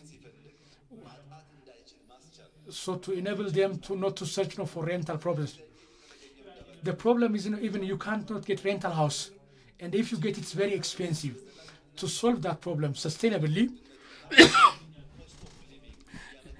and to reduce the burden of cost of living, that will help. We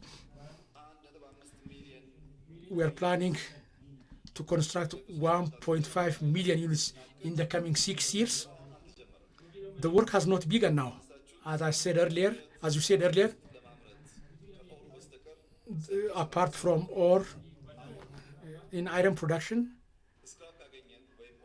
if we get scrap or ore, we have enough factories in Ethiopia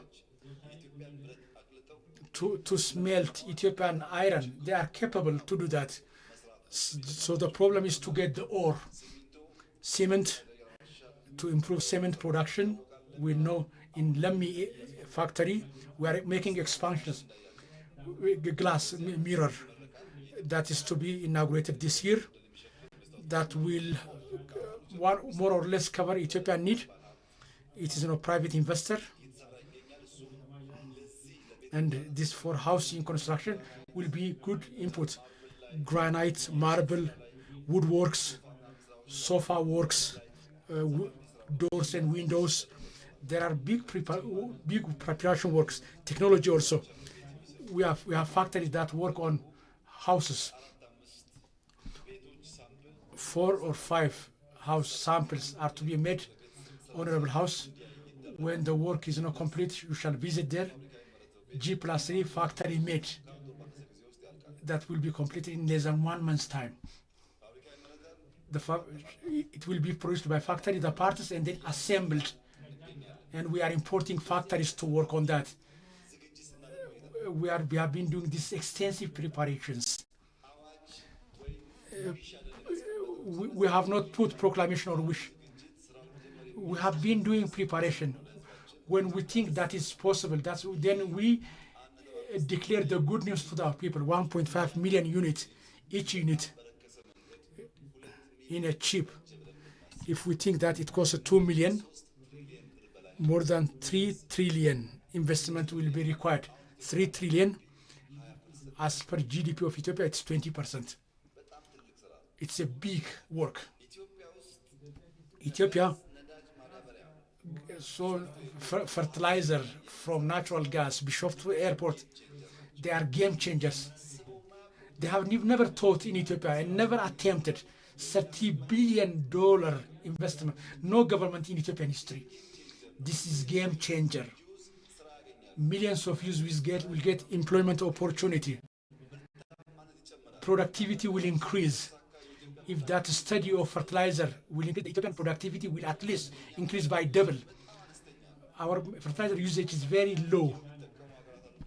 There are countries that use 80 kilograms per hectare. We use 10 kilograms per hectare. When we improve that, productivity will increase. Then further, for each soil plot, each type, the suitable fertilizer, the production capacity will change. These 3 projects, honorable parliament and the Ethiopian people, if we succeed in completing that, the future opportunity and the coming generation, they will be very decisive. In connection with this, the project is the project that stopped, sugar project, sugar factory, the standing committee that is following. I would like to state that the committee should follow up this. So after the reform, Wenji factory, they were unable to pay the salary of the employees. But after reform, we have, they have also started production of Desta candy that stopped long ago. So now they have become profitable. Some factories, it's political decision. Some factories are not in a suitable place where there are no adequate water, adequate soil, through hasty decision on the wrong places. So we have to think and maybe stop those factories. So the standing committee, I would like to stress, to urge them to follow up. So we have to take this very seriously. Regarding corridor development, the main idea after this, it is to change our attitude towards space and time. A person who doesn't understand time and space, society who cannot understand time and space, cannot be efficient, effective. We beautify salon and making dirty our backyards. That's our experience. Our salon is full of sofas. That culture is very dangerous. Space and time, we need to use that as we share them, as we live them. We have to be knowledgeable about them and keep them clean. We need big, this has brought attitudinal change. Every development, as I've said time and again, creativity has also destruction. Without destruction, we cannot make. A person plowing by oxen, when tractor comes, there is practice that should be dropped. In cities,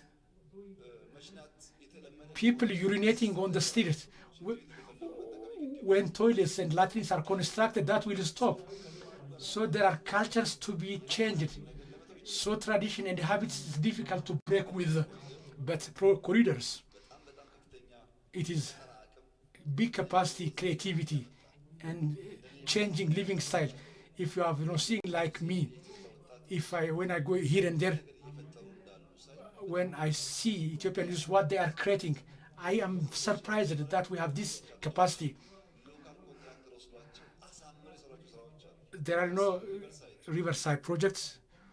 If you see, we are doing by ourselves. This is able to emerge many capacities.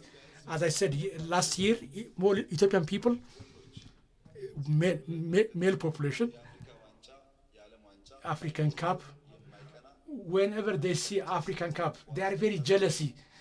They say that they are back in the football. We have constructed 1,000 more than mini stadiums in Addis Ababa. What does that mean? We have taken children from eating chats and bring them from physical activity. We are bringing them from using tobaccos and bringing them to activity. Some fathers and seniors after work together with their friends. Before they were going to draft house. Now they have started playing football in teams. So people are being detached from drinking drafts and alcohols. Father and child and his son, grandfathers and his grandchildren are together now, enjoying on the streets. So family togetherness is increasing, especially middle income families. Those who were confined to compounds and watching films and games. Those who were detached and away from Ethiopian culture and practice. Now they are coming. Corridor is making societies. I don't think I need to speak a lot to explain to the House these fields in the coming 10 years. Ethiopian football team will have no good players because if the youth gets no space to play with, they are capable. Before we were harvesting what we have not sown. Now we are sowing the seeds and we shall see the result. This will change. This is treating the psychology of generation, seeing, cleansing. That psychological break is being healed whenever we go to other countries. So we're coming back to the dark Addis Ababa. Whenever we go to other countries, now proudly, we are proud of backing and see our city. This is something that's said by everybody. What is in Addis Ababa? The development in Addis Ababa. It's not a problem to explain. The difficult has become not to answer to the question people asking how you manage to do this in this short period of time. If you want to see this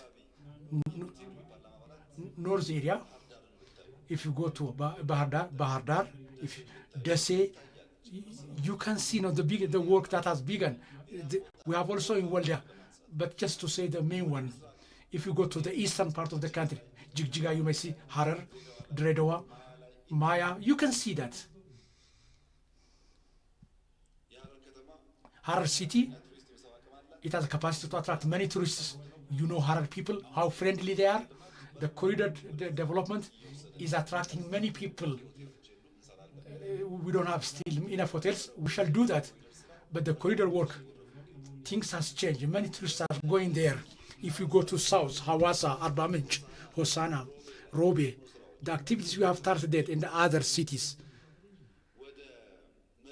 If you go to West, Jimma, Nekamt, Ambo, and other cities, many cities are activities. There are creativity, creation, inventions. If about Bali, to the question, I have accepted all, but I would like to make correction to one idea. Bali people, he said no, that Bali to extend gratitude to Bali. That's wrong. We are too grateful to the Bali people. But more than 2,000 hectares national park. So the hero people, we are to thank the people. Why they should thank us? That's for us. To conserving that is unthinkable. They have done a lot. They are very gentle people. They don't destroy common properties, common resources.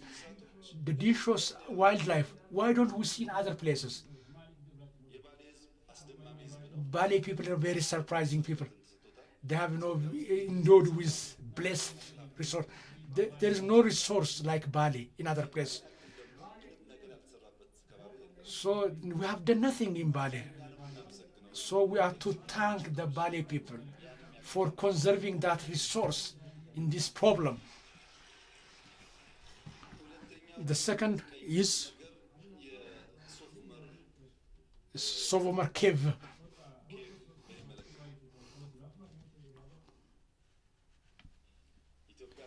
Ethiopians, Honorable House, through intellectuals, to get there and do research and see what's going on there. I request that. So former cave, that cave, heroic Ethiopian ancestors, based on nature, and we are tired some work. They have done it, but Ethiopians, so they want to downgrade it. They said it, cave created by water. It's not created by water. As history shows, Sofomer cave, so Sofomer together with the people, he diverted water. So the joining point is very, very surprising. Up until Somalia, the cave goes long distance. So during Italy invention, it suffered a lot of damage. People say outside Sofomer, there are also the caves are visible, but we have been listening to and heard that it was made by water. It has hole in it. It has no prayer location or area. This Bali cave is also in the northern part of the country, but sad enough. So what I want Ethiopian people and the house to understand. So Ethiopian and not Ethiopia, world's civilization begins with stone. Slaughter by stone, construct by stone. All knowledge were not from stone. So human being had close relationship with the stone. So all creativities and advancement were closely related. Pyramid. But one was devaluing what has done by the other. What I think as a beginning, so from a cave, when I see it by my own eyes, though nature has created, I have understood that there is no element of human hands. I have asked and understood from others. But one evidence is history. Aksum obelisk, the Ethiopian people then, the way they met, they show the relationship between human being and the stone. So there was no crane who was capable of lifting that stone. Lalibela, single rocks, round home church. It shows deep knowledge and the capacity to communicate with the stone. No technology then during that time. When the cave from Sokota to Aksum underground, in many areas we can find in Ethiopia, if you go to Alalakela, 47, 48 years, every generation was contributing 7 years. The fence shows the close relationship and link between human being and the stone. The other evidence in Quran and in Bible, it has been mentioned. In Quran, human being has dig, hills and mountains and live there, and house within mountains. In the Bible also, Solomon, so to construct the house that couldn't be by Dev, 80,000 people to bring rock from mountains, hired people. He had hired to lay them, and the other, masoneries. 150,000 for one church construction, to bring that to construct the church by many people. So communicating with so many people. That's also a practice in other countries. In Ethiopia, Egypt, pyramid, in other countries. We don't know that history. We don't conserve it. We don't improve it. The others are working films on that and making an investment. We have forgotten, but Bali people has conserved it. But on behalf of by this house, I would like to extend my gratefulness to the Bali people for conserving that. So please visit Bali when you get the opportunity. I would like to invite you to visit there.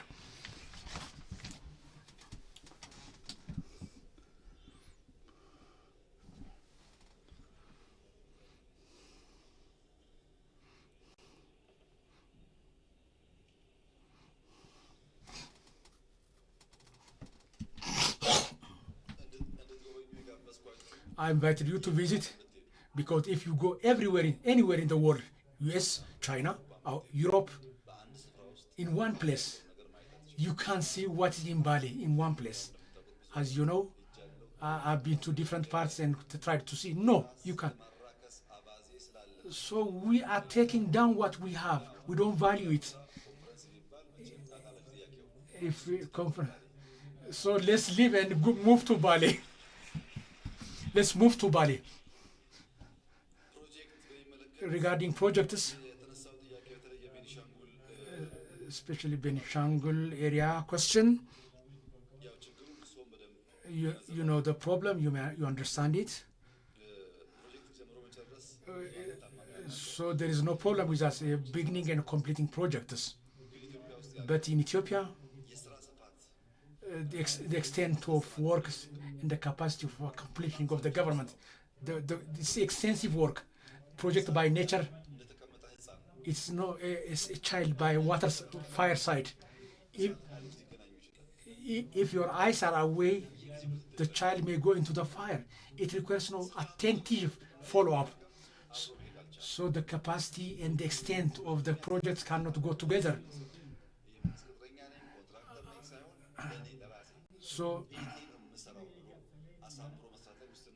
there is limitation to think that it's our own property and work on that. I would like you to know the extent of the issue, the work in Benishangul area. In Ethiopia, the first gold factory is in Benishangul Gumuz. The first and the biggest dam is in Africa is in Benishangul. And there are many activities going on there in Benishangul Gumuz. Benishangul is a rich region. It's enough for itself and for the country. There are extensive, wide works. There are many road projects. For example, Asosa to Guba, you know it. We have begun that road. Kamashi area, there was problem there. Due to that, there was lagging, delays. We shall give attention and work on it. when Benishangul Gumuz region changes, Ethiopia changes. The problem is we don't see the work we are doing. Jealousy is good, but that jealousy should be, positively. There is work in here. It won't see its work, but it see the others. That's beneficial and so harmful. So it will, motivate us to work like others. But the other way it will be a problem. But for your understanding, in Ethiopia, 346 road projects are underway in Ethiopia. 346 projects. Not me. Ethiopian Road Authority Administration. If they want to visit one project each day, they can see one project in a year. That's difficult. Many projects are there. 1.5 trillion birr. It costs that 26,000 kilometers is being done by regions, by federal government, not regions. In all these activities, there is no spending. There is laziness. There is reasons, excuses, conflicts. There is no government, no follow-up. So many complaints can be there. But to do complete, unless we are all equally diligent, given the magnitude of the work, for example, light, electricity generation, transmission and distribution lines, if we take these three, electricity alone, it requires, we have $1.4 billion project, 1.5 billion euro project. 1.4 is dollar, 1.5 is euro, 110 billion projects, million projects. 1.4 billion, 1.5 billion, 110 billion projects. Each of them wind and dam, hydro, to control and follow up. It has its own problem. So what's visible can be done. What's not, they can be delayed. There's no capacity limitation. There are many small mini dams that are being done by regions, by federal government only, medium size and large. 210 billion costing 14 projects are being constructed. The work is very wide. It's very big. There can be also gaps. We have to examine it and make corrections. So we go to different regions and visit, not to have forgotten activities. So the government is not weakness free. There are gaps in my government, but there is a tradition, culture of beginning and completing.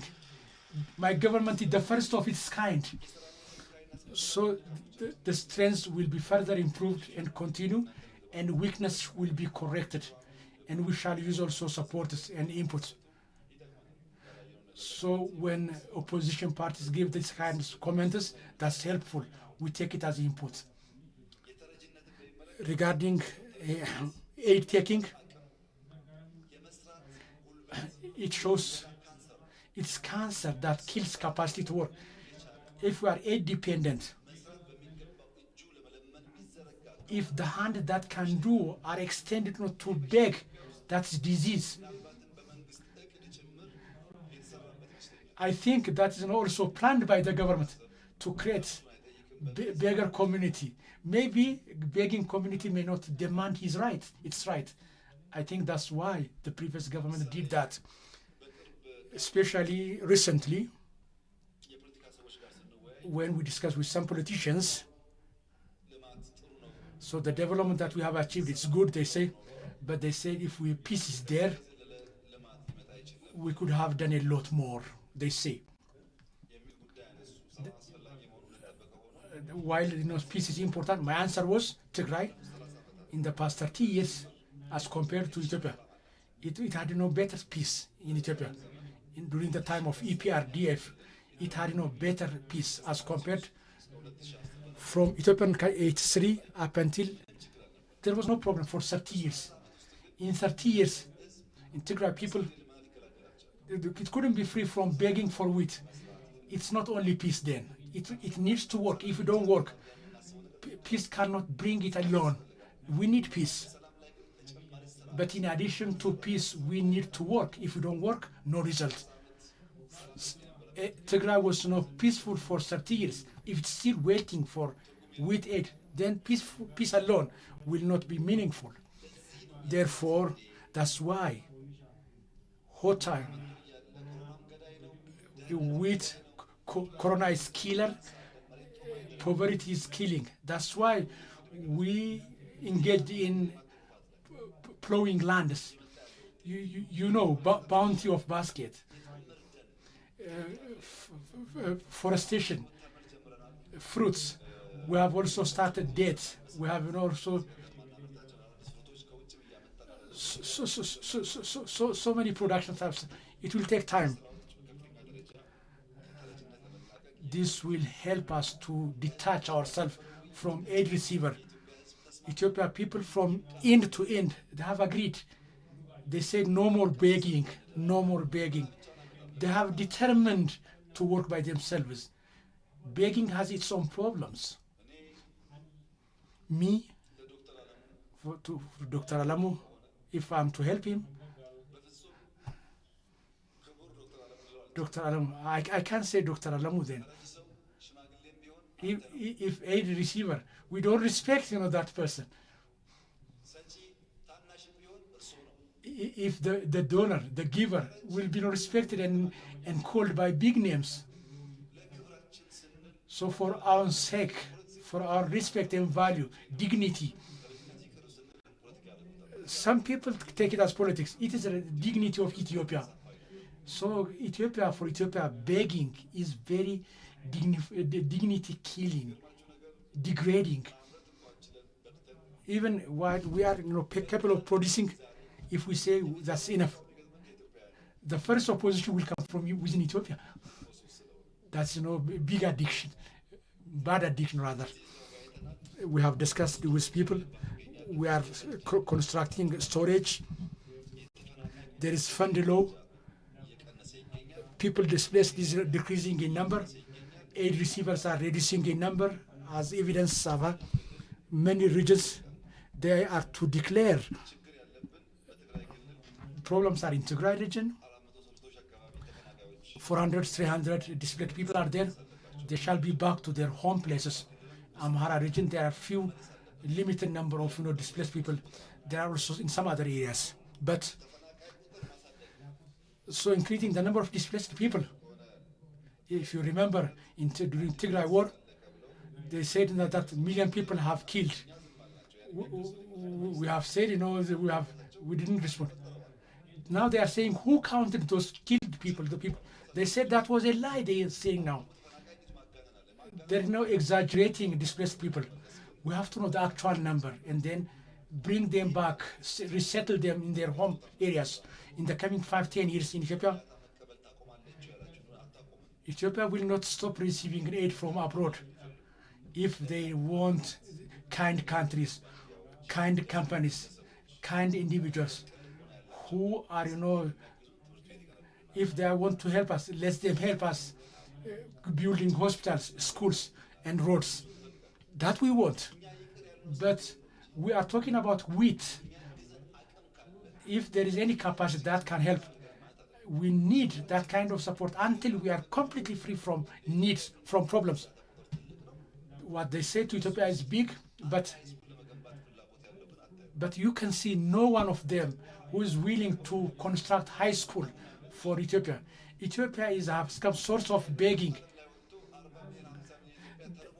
They say 40, 50 million people Ethiopian in hunger. They pay, but they support war. So they are using as a means to beg and to collect fund from others. So if they say few numbers, they will not get money. So they exaggerate. So we have to be very determined together. And politicians, medians, it's better to think about that. This is about not party, about individual. We should say that's enough as Ethiopia. We can also do. When the details is complete, we shall see together. So being aid receiver is big cancer. Instead of getting 3 meals 3 times, so it's better to get 1 meal by our own. It has many problems within it. We have to see deep into this. It's something expected about regarding Sidama. As the president has said, main points, though it is in our plan, it's difficult to speak on all of them. Therefore, that's known. We are working 7 million hectares. There is acidic. We are producing lime, and we are going to treat that acid-affected soil and change them. When we summarize about economic issues, Ethiopia now has a good days. So gates of skies are open. So seeing that or seeing it's depend on the individual. So this is time for Ethiopia. So what we have forgotten to be remembered, what thought to be impossible has become possible. What has been not tried by histories, now has been tried. If we ask how that has been brought, there is attitudinal change now. Now Ethiopia,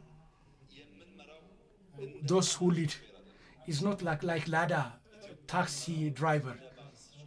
We are driving Ethiopia like a bus driver. Lada and bus driver, both are drivers. They know their beginning, their starting point, but both of them do not their destination. The bus, it knows the starting and the destination point. Even if the travelers are forgotten, the bus will never turn. It stops where it should stop. It moves where it needs to move. When the last stop is there, so the bus like that. But Lada taxi is different. It begins, then it will be turned. So you turn to the right, to the left. So the traveler will lead the driver. Is guided. The bus is by the driver.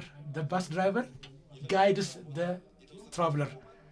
It stops, then it needs to move, it moves then. If we are saying, are we being guided by dream or are we led by plan? It is, if you ask me why, if a teacher to the students, he says, write your dream and give that assignment to the students. So all students written their dream. One student said, he said, after some time, I will go outside that city. I buy horse and place to ride horses and collect money from users. Then they said, this is not a dream. This is illusion, he said, hallucination. Where you can get this land and resource? He said, tomorrow change your dream and come back, he said. He said he given an F. Then the student got back to home. So he said, should I take the dream, leave that dream, or take the F, he said. Then he said, instead of leaving and abandoning, then depart the students. And after some years, then the teacher went, to see how horse is ridden to the students, and he saw that student, and so the teacher. That the history is, very well known, and the teacher said, we have said many of them, you could, but you have not given permission to give away your dream. So we never give up our dream. Whoever give us SF, we shall never give up our dream. Whoever can give us F or D, we shall be fixed and adhered to our dreams and realize it. In connection with this, we shall not turn left or right. Honorable House, what I proudly want to say to you is that in 2032, Ethiopian economy, at least, shall be second economy in Africa. In 2036, Ethiopian economy shall be the first economy in Africa. We shall succeed in it. Nobody can stop us. We shall succeed in doing that. And to succeed in it, let's work together. That's expected from all of us. As a speaker said that we need break.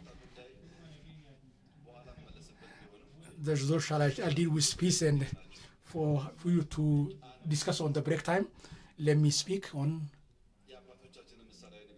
give exemplary speech, saying of our fathers. Tana Lake, it's the older than Abai River. Tana Lake is the elder brother of Abai River. One day, Abai, it comes to Tana and asked him to give way. He said, no, that's enough to stay here. Something I need there. Then Tana said quietly, my brother, let's expand here. Let's live together here. The land is enough for us, he said. Don't listen to the others, and let's hear. Abai then didn't try to listen to the advice of Tana. It started a journey. It starts from Tana, and then if it it stay in Addis Ababa, no problem. But if it stay in Asosa overnight, no problem. In Nekamt, no problem. As he advises to foreigners, it moved on. Soil, it carried gold, logs. Then injustice happened on the people. Then the people go to Tana and said, it is good to reconciliation. Peace is good, he said. Please create agreement and peace with your brother. We have been affected. The soil has gone. The gold has gone. Then asked to bring Tana reconciliation with brother. He said, no, what has done? I begged him.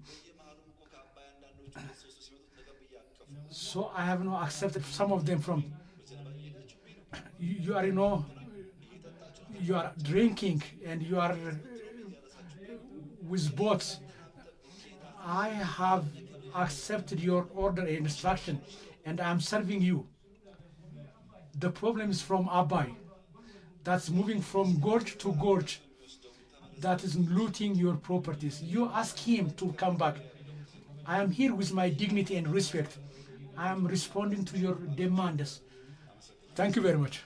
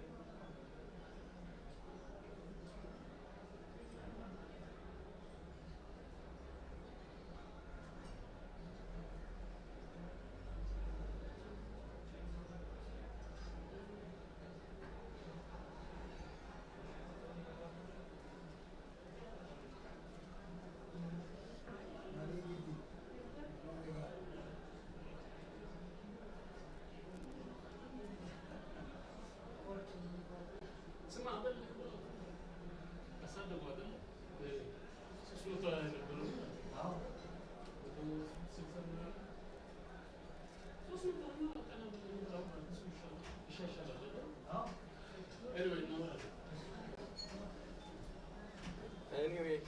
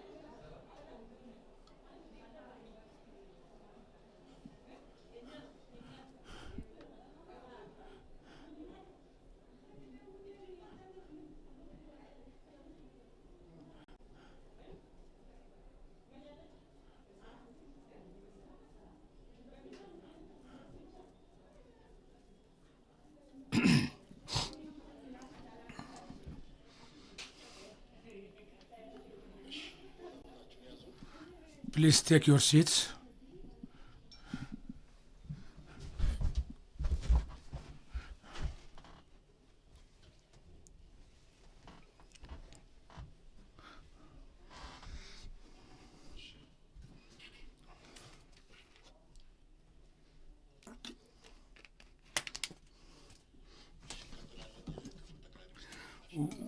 We shall continue listening to explanations and response from His Excellency Prime Minister.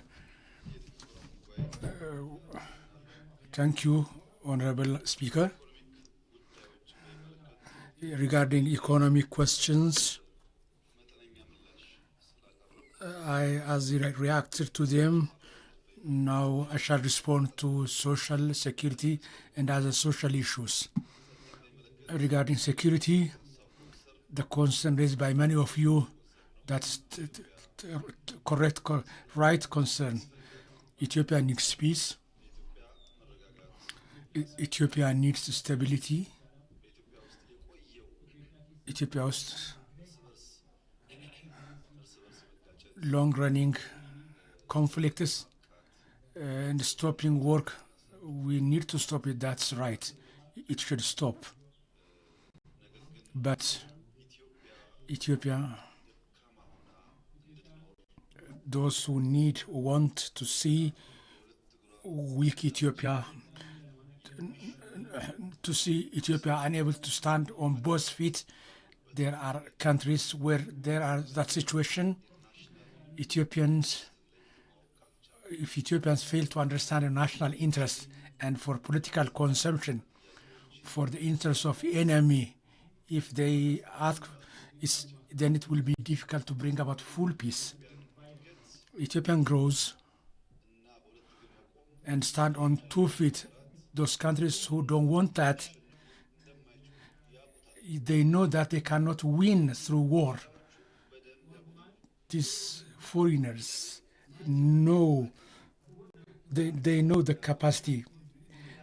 The sender knows, the capacity of Ethiopia, but the messenger is eager. Whenever he is told, when it is told, is eager to see what's going to happen.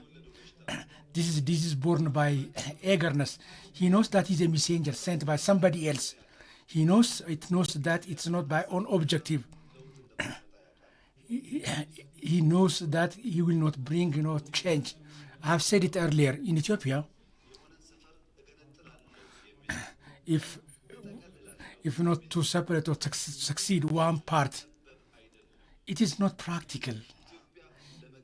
Ethiopia, for secession and to take over, it is not convenient. By practice, not knowing Ethiopia, not knowing Ethiopian culture properly, only eagerly and wish those who are riding that kind of horse to fulfill their interests. They think that the short way is not to collaborate with enemies. Many of them only heard secession. They have only heard to that. They don't want who to succeed. They don't know that. Not to take all Ethiopia. It's difficult. They don't understand that. They have only heard people saying that. Where there is that kind of problem, it has its own ups and downs to bring full peace. If we can learn from history in whole Africa, those who have firearms, those who win governments, those who brought about development and growth, no country, we can find no country of such country. The armed come and then go armed. As I've said earlier, 17 years after EPRDF has become government, for Tigray region where there was 30 peace, it couldn't detach and make it free from with aid. Those who come to power by force or by firearm, they don't think beyond that. In Ethiopia, what's good is only peaceful power transition. And taking track of peace needs, patience and time. If you don't have patience and time, it's difficult. If we as a government, you are asking me what we have followed, we are ready to discuss with any party, any group. For example, Shani. Some of Shani parts, they are on power now. They have got power. We have discussed with them. From Tigray, some of them are here and they have got power. Me and Getachew Rada. So if somebody who sees me and Getachew Rada discussing together, doesn't that person understand that we are peace-seeking, peace-loving government? It's not private issue. It's not between me and X, between and Y. This is issue of a country. So far, we understand and reach on consensus on country issue. There is no culture of this kind. If you win that, you have won. It is that culture that we knew. We need to discuss. What about Shani? Amara Shani, Oromia Shani, Oromo Shalakwaba. To discuss, we have accepted them. These are, messengers. They don't have objectives. They are killing the people they say that they are, fighting for. They are robbing fertilizers. We are open to discussion for anybody in a peaceful, that, respects rule of law, not only reconciliation. We are ready to work together. We have shown that. We have demonstrated that. Who is remained? All of them has come back. Those who are understanding, they are working together peacefully. Those who have not understood that time is not with them, that the age is advancing, they have that practice of being messenger. There are existing problems that cannot be discussed through our discussion. There are issues that cannot be discussed by Shanes. Let's use, if you are telling us that we should turn and throw away the flag, we can discuss. Inclusive national dialogue. It is the first time that we are courageous enough to start. In which year, in which era? Is it in Derg regime or EPRDF, where people, that a person who is fighting has become in a year time to ministerial position? We don't know that. Inclusive dialogue help us to solve the existing problem. The third, beyond the discussion, if there are groups that say there are people that are suffering, some system has making suffering injustice, we have no transitional justice. It can be forgiving, it can be compensation, so that Ethiopia can be peaceful. There are the armed group, if you are telling me that there are DDR. We are creating, capacity and bringing the peaceful life. All doors are open for those who want to discuss. We are ready to do that. So this shifters, they are discussing, they ask, but when they discuss, when they talk, what is saddening is those who are outside country, overseas in the Addis Ababa, those who say to reconcile. They threaten those who want to reconcile, those who negotiate. They say, no, you don't negotiate. You shouldn't negotiate. They want to take this agenda and stay long. We have invited all, OLF, Gumbot 7, EPRP. EPRP has come to us. Ethiopia, it was not allowed before. We have invited them. We are open. Our doors are open for peaceful struggle. Unless we create synergy, come together, help each other, we cannot solve Ethiopian problem in short period of time. There is no power that has solution in its hand. In Madamar, in synergy, we have said this. If a teacher, he said to the teacher to write balloon their names. After they written their, he instructed to inflate it, to tie it and release it. The balloon then After some minutes, each student,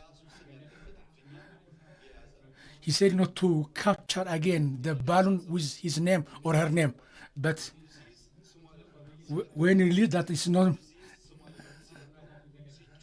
then when shouting, then in 5 minutes no students has found his name. Then the balloon released. After, let him read. If the name Mr. Tagas, then to give to Mr. Tagas, then all catch read the name, and then giving it to the person whose name is that. That's synergy. When you are collaborating, when you are working together, you can solve complicated problems. That's why Professor Birhanu Naga is working as Minister of Education. Mr. Getachew is working. It's for that reason. Unless we come together, we cannot go nowhere. These people are knowledgeable. They can serve. And instead of leaving because they have different thinking, that's good for Ethiopia. It's not for individual cases. It's not for individual interest. In Ethiopia, those who want to have peaceful struggle, the door is open. No party is restricted. In Derg time, know that, Lord. Whatever party you are Derg. If you are struggling in ideas, the doors are open. No party is forbidden. The problem is no idea. They don't have ideas. No idea is there.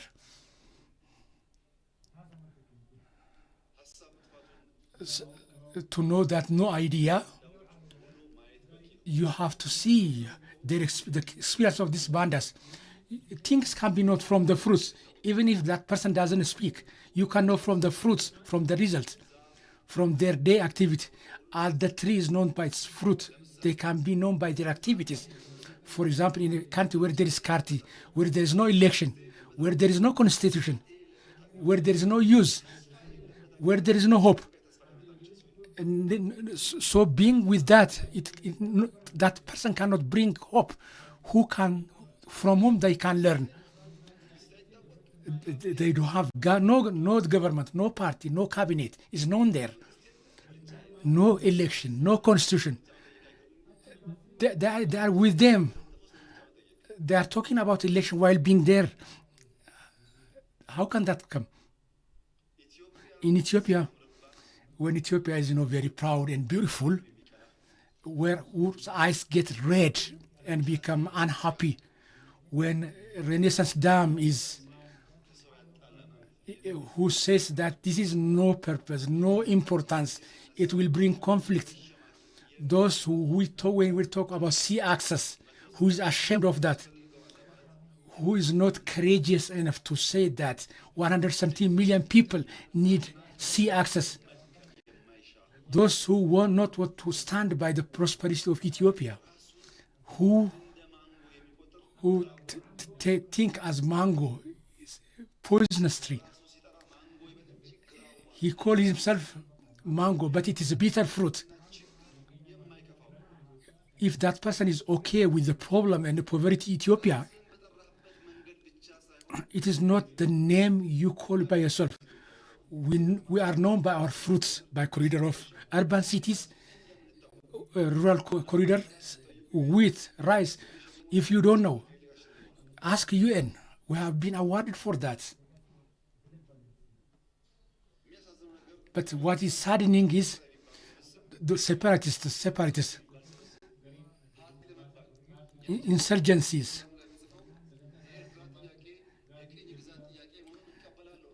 They used to say that the Eritrea's question is issue of colonization. The Eritrea's issue is colonization. Unless they say that, they don't feel that they have a struggle. What about that? They say sea access is not our issue. Unless they say that, they feel that they are not struggling. The fashion is the same. The fashion is the same. They couldn't learn. One time, fox was with lion. So the lion did favor to the fox and they were negotiating. the fox said, don't go hunting, don't suffer. Tell me whatever should be brought from the jungle, from the forest. Then the lion agreed with respect. Then fox found, then buffalo. Then he said, didn't see buffalo, didn't see the new law. It says, the lion is getting older and older. If there is good buffalo, it says that he will give the chair, the seat, the power. So I couldn't find. Where were you? It asked. Then the buffalo said, I need the power. Then the fox take the buffalo to the lion. So they said, go to the lion and talk it. So the buffalo was thinking everything was possible. Then the lion took it. Then conflict happened. Then the buffalo escaped, but one horn was broken. They said, you are very cruel. You tell me a lie. You deceived me. How you made that plot to have me eaten by the lion? Then you are foolish, he said.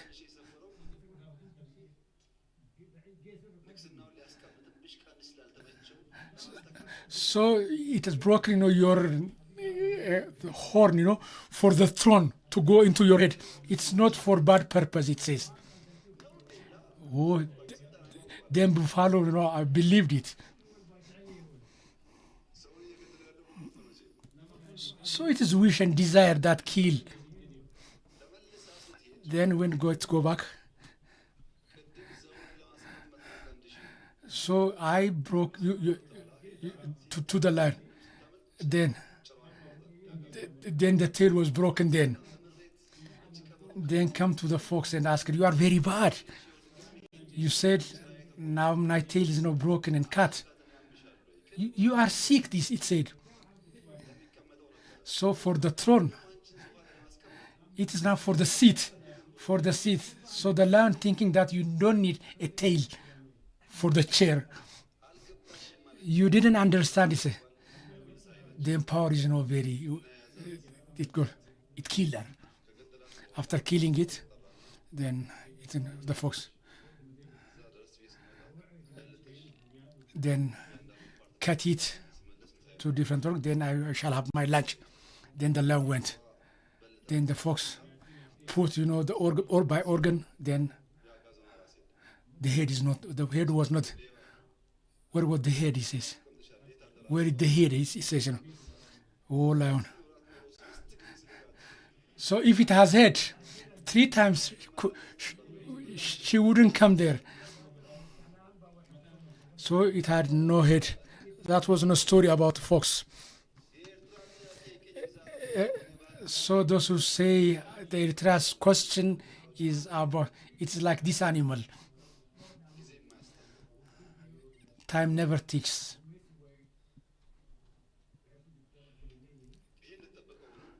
While this is so,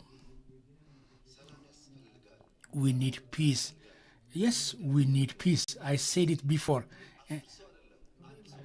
If you bring one person and then see when we refuse, every day they are coming, 10, 20, different numbers. If you have no, also you bring yourself. We need peace. Regarding Pretoria,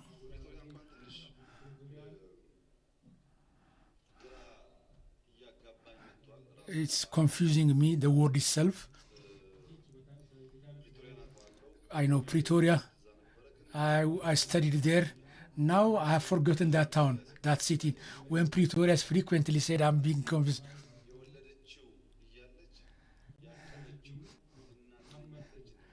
So there is an Amharic saying, where there is a mother who given birth, there is it's with General Sarkan, with Getachew Reda, is with Asaf Abraham. These were the main signers, negotiators on Eritrea. Sarkan, Getachew, and Asafa. These were the main, the signatories. And on our part, they are known. When asked them, they said something. And some of them who don't know where Pretoria is, so where the mother was given actually to the birth, Then the caring mother is talking about that. The agreement is TPLF has not made pass through legal election. It was anti-constitution. It was to cancel that illegal election. The second, in that election, the government established through that election, it's not legal. The council should be dispersed because it was not legal. The third, government from all parties, transitional government should be established. And the other, people elected by the people elected government and the constitution. The prime minister here, so the president there will be deposed. That was the agreement. The armed group through DDR, it will be disarmed. So there was not agreement to hide weapons, to train. So it was not to disarm. It was not to hide firearm or to buy through contraband. That was not the agreement. Those displaced, let them come back to their original residence, like Raya, like Salamt and Walqait. This is the very firm stand of the government. Let them go back to their village, to their places. Regarding foreign issues, security issues, that is the power of federal government. That is not the constitution of TPLF. I didn't write that constitution. This is their constitution. This is the federal issue. So foreign issues is federal government. Defense, security, that's federal government issue. We haven't changed the constitution. So that constitution that was working when they were in power, it should be still functional. There is no reason that it will be dysfunctional. What they are doing now then, what they are doing with the foreign countries, let's leave it that as it is. If there are contested areas in Amhara, the land claimed by Amhara, by Tigray, there is contested land. Regarding that, the constitution has a response for that, an answer for that. Honorable House, in Ethiopia, in Oromia, in Amhara, Somalia region, there is no boundary, there is only limitation, lineage. Region 1, Region 2, Region 3, when the constitution says that there is no line through Kabbales. This map, the constitution doesn't say that.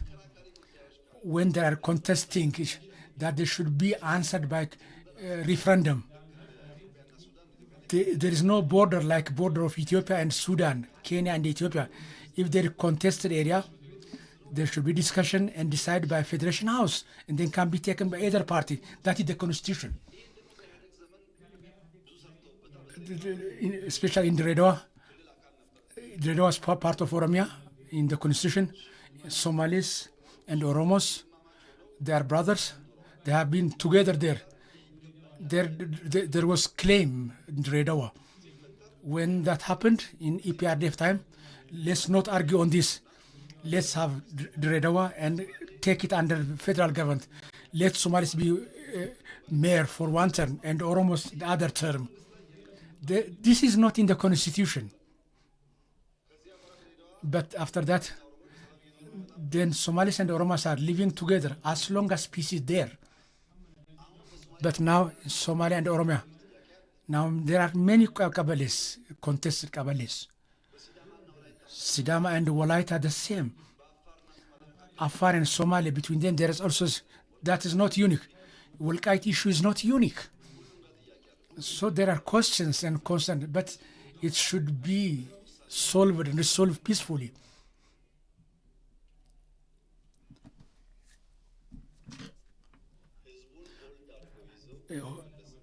So they said, no, the people not to go back to their place. So that is causing problem to the people, to the displaced people. So that will be an obstacle to themselves, not to solve the way they think. So what can go is only peaceful way. Walqait, for example, 25, 30 years back, from Gondar, it was within Gondar, Now it is to Tigray. Then after, during the fighting time, during the conflict time, it has come back to the Amhara. Unless there is no referendum, when the other party become forceful, instead of shifting, let people decide and come back to their settlement. That's what we are saying. Let us solve it peacefully. After the fighting, now it's 4 or 5 years after Walqait has gone out of Tigray. Ethiopian federal government, no budget for Walqait. The people is there, where teachers are teaching, where health professionals are treating people. So it is not good to, it's only to, that's not right. It's only to keep legal. They don't have budget because we have not solved the issue with Tigray. We haven't discussed. Now our stand is Walqait issue or Gondar issue or Addis Ababa issue, whatever, and so far it's Ethiopia. Let's talk and discuss it by referendum, peaceful. We don't need to fight over that. No conflict over that. No suffering to the people. This is what we understand each other, there was no bank in Tigray, electricity, no tele, no flight. There was no to bring back these services. We have brought back telecommunication, airport, Aksum airport, they destroyed it. We have restored it, reconstructed. We have, managed to restart, functional industries, factories, so many activities. Many destroyed services and wells have been restored and made them functional. There is something exaggerated regarding Tigray war. By the way, Tigray war, it was, when compared to the Wolaga war, the Tigray is smaller. We fought for 3 weeks and then captured Mekelle. Then 8 months, when we left Tigray, from right until Raya and Kamise, we fought. Then we fought and drove them back. No fighting then in Tigray. Third round, they attacked us. 2-3 weeks. We arrived at Adigrat. And when we were about Bankale, then we signed the agreement. And then we left. So maximum it was 2 months fighting. So some people think that we have been all the time in war in Amhara region, and until they come to Amhara and then go back, it can be so. Regarding government, to prosperity doesn't need. So we tell them they elected President Getachew become president. They rejected him. Then Tadesse come. Then again we are looking for when they remove Tadesse. They elect and they don't agree. You remember in Awasa meeting, first change, there was problem. In Awasa meeting, 100% TPLF Central Committee, after they elected me, in 2-3 months, they elected me. And they said no. So currently it is the same also. We are giving budget and giving maximum support. And we have repaired, what has been destroyed.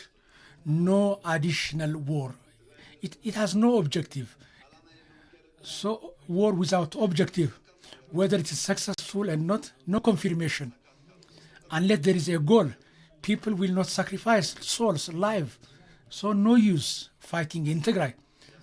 We don't need to hear bullets. We have an experience of talking with opposition, armed groups. So they respect election board and conduct appropriate meetings and obedient instruction. If it wins, it can become government. It should obey laws and order. If it is not ready to compete and participate in election, we have had enough of war. If you fight, you will not win. It's not useful. We say It's not useful. Let's work together and develop country. So the mountain you couldn't climb while you are very energetic and forceful. You can't climb with walking stick. It's too late. You can't do that. They have tried that, but they couldn't succeed that. Now it is peace. They may move in gorge for thousands of years in water, so they cannot remove by government by force. So the Tigray mother, the peace she needs should come. They are tired of war, conflicts. They need peace, and we are ready for peace on our part. Recently, soldiers are asking for salary increment in Tigray. Tigray armed groups, if they come DDR through peaceful way, they will be useful for themselves, for their families, for their country. They are energetic, they are youth people. We can rehabilitate them. They are holding them not to go through DDR. The Tigray budgets, we are not, whole budgets, fully, it's given to the military activity that's affecting Tigray. By the way, Jigjiga, there is big change in corridor in Somali region, the revenue of Somali region. So the Tigray revenue is much higher as compared to the revenue of Jigjiga. Mekelle is 6-7 times larger, bigger. How come that they don't construct 1-2 kilometer corridor? That is the fact. Unless we go to development all the time, conflict and war, that's not. When they were 30 years in power, if 50 dams were constructed for Tigray people, they would be self-sufficient and help others. While in power, they didn't serve, they didn't make anything, and they are the same thing going. So as much as possible, they should go to the people and see the problems there. This rainy season, we have been flying by drone over Tigray to see agricultural activities. The farmlands are very surprising. The rain was good as compared in the image survey shows that in Tigray they're going to be better product. We need peaceful harvest of that product. Farmers and people may use it. It's not good to make the people prisoners of begging. So to have a better life for them, that's what we want. So the federal government has no intention of making war in Tigray. We don't want. It has no benefit, no use. People in Tigray should understand this and turn to peace. That is the advice. Regarding inclusive national dialogue, as we have said, agenda gathering has been more or less complete. I think they have completed mainly those who need consultation. Oromia, those who need consultation, they discussed it. Those who didn't, they didn't participate. All people may need not, those who need consultation, discussion, have participated. As you have seen abroad, we have tried not to make consultation, but sad enough, in Europe, in London, some Ethiopians and many Eritreans, they staged demonstration saying that the consultation is not acceptable. If I would like to thank Eritreans to be concerned about our issue, to that issue. Instead of accompanying our demonstration, I say better you handle your issues. So they are mixing with others and making same attempts elsewhere. The dialogue is important. Agendas have been collected. Extreme thoughts have been demonstrated. First agenda is collected, then discussion is to be done.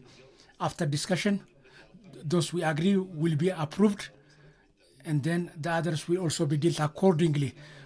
Now we are doing agenda collection. This has no connection with election. So inclusive dialogue will not disturb our election. It will not stop budgets or election. Government as government, inputs will come. Government will not stop budget approval and parliament dispersing. If that before that it's completed, it's okay. If it's complete after that, it will never disturb our election. No problem. So election system, if there is change, if we see and detected anything like that, we shall deal with it accordingly. But the election will be done on its time. There are some needs. In 3 waradas, there are 3 shiftas, no election will be made. And there, as Eritrea is against election is not to be conducted. There are ideas like here and there. There are people thinking so. We are to conduct election, then the government has enough capacity to that. It's about interest. Those who have idea about national dialogue, they can participate. The six national election were the best, and the 7th will be better even. So I think this house will have different view and different varying, diverse voice will come. We need that. We need democratic election.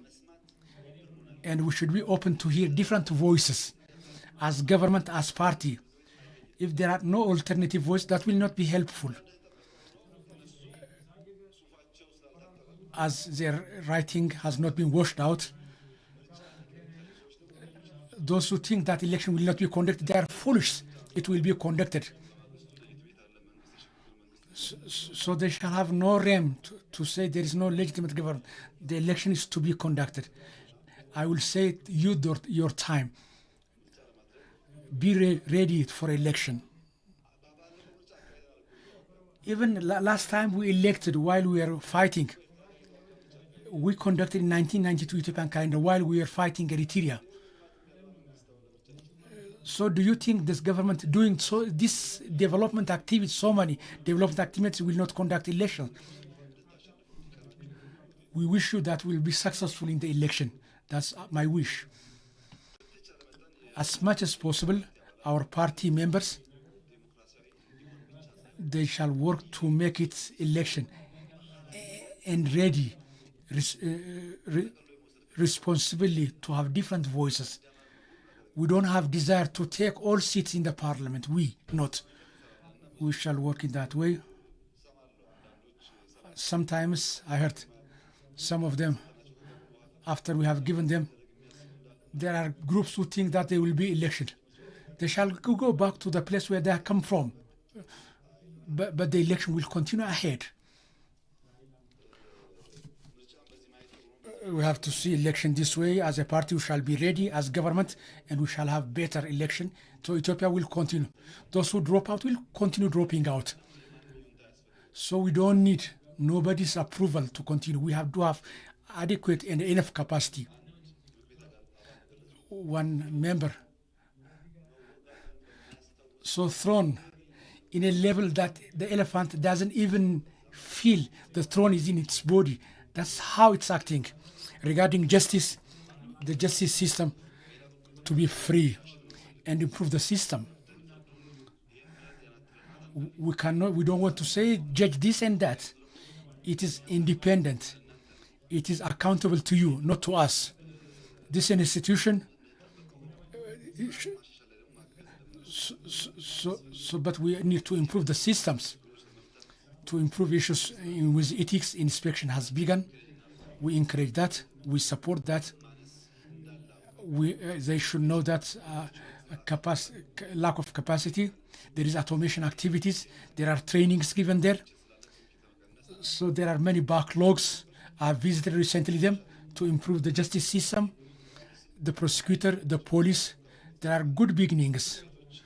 So courts are doing good. We need to encourage that. So we have to understand it. There can be problems, but they have started now working on that, and we should encourage them. Regarding reform, law enforcement agencies. There are many reforms. So Ethiopia has created institutions that are better stand. I don't need to kill time there. Last year, at the beginning, is to improve civil service and create automated system in service area and to reduce complaints there. So we have started Masob last year. We have 18 Masob centers.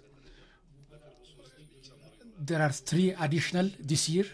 In this year, we are working to make 100 Masob, one area of different services. If we expand that, then you can imagine how can we solve the problem. So land, ID card, passports, trading license, we are doing a lot on that. Just to mention one of them, 3 years back, Ethiopia, 3 years back for passports, less than 300,000 passports they could issue. To be exact, it was 270,000. This year, Ethiopia is to provide 4 million passports. 4 million and 300,000. It's very radical change. So, Honorable House, go to our Immigration Bureau and how things have changed. Not about propaganda. So earlier it was no propaganda, was bigger. People were not difficult to see what's going on. For example, now digital. If we take digital alone, 2.4 million users have been trained in the coding training. 2.4 million users have been certified by coding. It is significant change. Without spending money, 2.4 million certified users, creating that capacity. It is, an exemplary and supportive for many other activities. The reform has brought such activities and successes. Digital Ethiopia strategy 2025 has complete. Now we have begun. We have planned 2030 Digital Ethiopia. So digital in Ethiopia, the change it is to bring and wealth and GDP share, it's expected that it will have a big share. Recent GSM data, 93 million subscribers have started using telecom in Ethiopia. That's big growth. When we come, it was 37 million.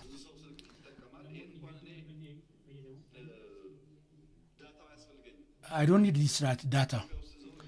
I see even small kabbales in rural areas. When I open my windows, the first thing I see is mobile. The child, the young, the old, all are holding mobile phones. That shows me how expanded it is. 55 million people are using mobile banking. In 2028, GSM report, $11 billion shall be brought by digital technology. In Ethiopia, 1 million people shall get employment. 1.5 billion revenue at least can be generated from this sector. We expect more. This is significant report and leap forward regarding AI. The change in Ethiopia by AI. When we said AI, it is no beyond our expectation. So AI has established it freely. Our plan was to cost a lot, starting from Djibouti tracking. Even Ministry of Finance, Customs, softwares, INSA is doing that. I don't know whether it's enough for all of you or not. Standing committees, please go to the new AI headquarters and see. It's very surprising. Even Ethiopia creating this kind of capacity in Africa, that's very miracle. So AI is not in big capacity now in Ethiopia. When you see this, how proud your children will be, no doubt. Everybody who's thinking and worried about coming generation will be proud of this. This reform in e-commerce, Zaman market. How far it established? We are to do a lot. It's only beginning. we know e-commerce only through Alibaba. Ethiopia, by its own capacity, virtual market has been provided stock market ecosystem. We have started only recently. Those who are many years ahead, we are coming very close to them. AI changes. Ethiopian sovereign wealth is the first sovereign wealth in Ethiopia. It is only recently established. It's generating big revenue. And the reforms here in Ethiopia, they are working, be it political, economy, law enforcement, agencies. In all reforms, they are productive. But reform is painful. It needs big wells, and fruits need time. We should be patient for that. Then we shall continue to see results. Education, regarding education, just like football field, it's to invest on early childhood. We are doing that extensively. And we are offering training to increase education competence, teachers' competence. So we are bringing change. Now 43 million, about 43 million textbooks have been distributed to high schools. Now books for each student. Printing this, there was no problem. It requires many costs. So education for generation. So the miracle is being done by Minister of Education. They are solving many problems. Students feeding, this as said earlier. Many infrastructures we need. Improvements are there. Still, it's not complete. If it is noticed, if there is education school here, if there is university here, high school here, then we see chat house, tobacco house, bar. Thank you for corridor. So the main activity was to remove this. Now stadium, park, sitting area, walkways are there, close to students. Because unless we are careful about our children, we cannot get the Ethiopia we wish for. We should be careful about that. Regarding health, we need to work more on the health infrastructure. We should develop more. Now, 63 million citizens are in health insurance. Regarding pharmaceuticals, as I said earlier, in producing, there are attempts to reduce imported medicine. There is no 60 billion subsidy. Cancer treatment, 60% is covered by the government. There are efforts to bring, to attract investment from abroad. So we are not talking about our success. If you want, you can go to Paulos Hospital. There are 1,000 beds. Infrastructure has been constructed there, much more than the previous one. But the necessary materials should be there up until satisfaction is brought to beneficiaries. We are silent up until we attain that. It's only beginning. We shall work on this in collaboration. And I hope that finally, regarding diplomacy questions, I shall give a response to that. All countries, regardless of its size, small or big, regardless of the wealth, all countries,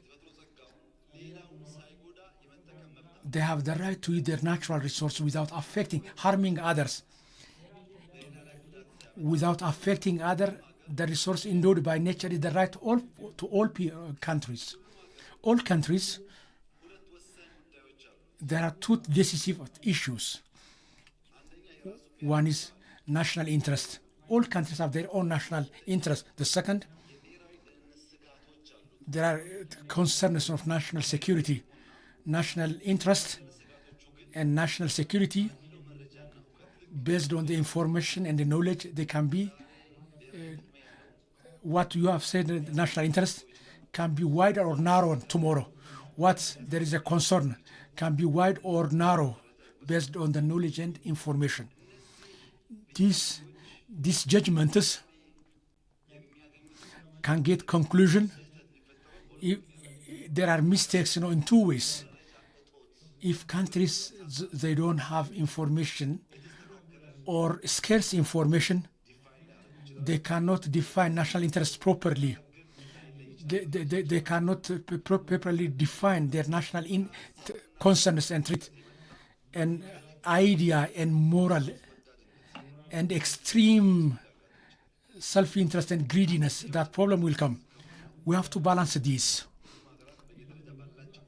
All countries, to the level, to the knowledge they have, they may modernize it.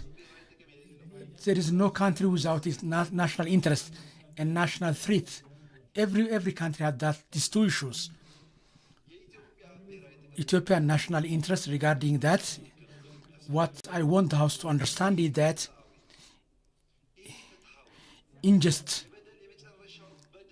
the most unjust is the country that suffered most unjust. At least don't deny us to speak out that no war is, that's no bullet. It can be there. Unless there is a true justice, war can break anytime. So we should work hard on bringing justice. If there is injustice and unjust decision, we can't create full and complete peace. This is important. We have to understand it. For example, Abiy River.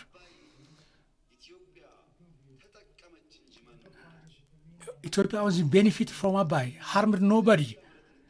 We have produced energy. We didn't deny water. That's our international right. We cannot harm. We have no interest of harming others. The water has increased, not reduced. So the amount of water increased after our using it. So there was no drought. Now the fear is no drought, no the flood. If no dam, what about the floods and the destruction? We have to think about that. The Ethiopia stand is very clear. Egyptians are our brothers. Sudanese are our people. We like or not, the Nubia civilization and Misr civilization is very linked. Starting from Aksum civilization, Nubia, Sudan, and stone shaping, very, very closely related, though there are some changes through time. The best thing is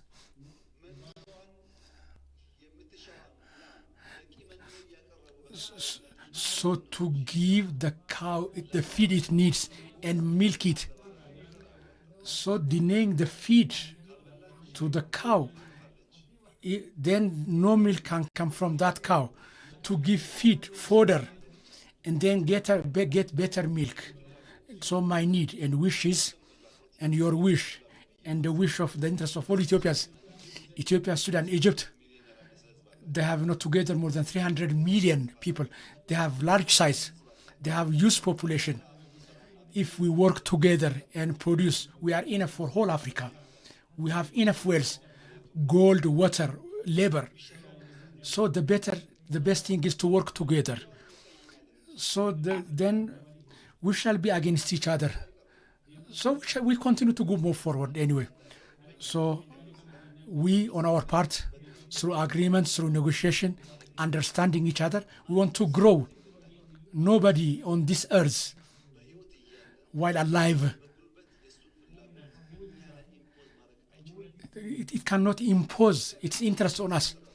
Ethiopians have not been made for this. So what is feasible and can go is to understand. So to do that, Ethiopia is all the time ready. Regarding Renaissance Dam, it has brought fortune to everybody. Nothing wrong. If it's something to be done in the future, the same.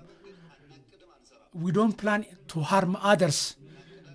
We plan to benefit together.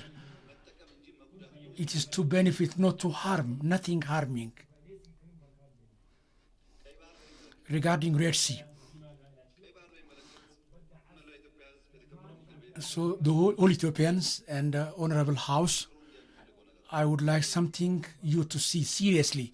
We Red Sea issue, legal, historical, geographical, and economic question. We believe that.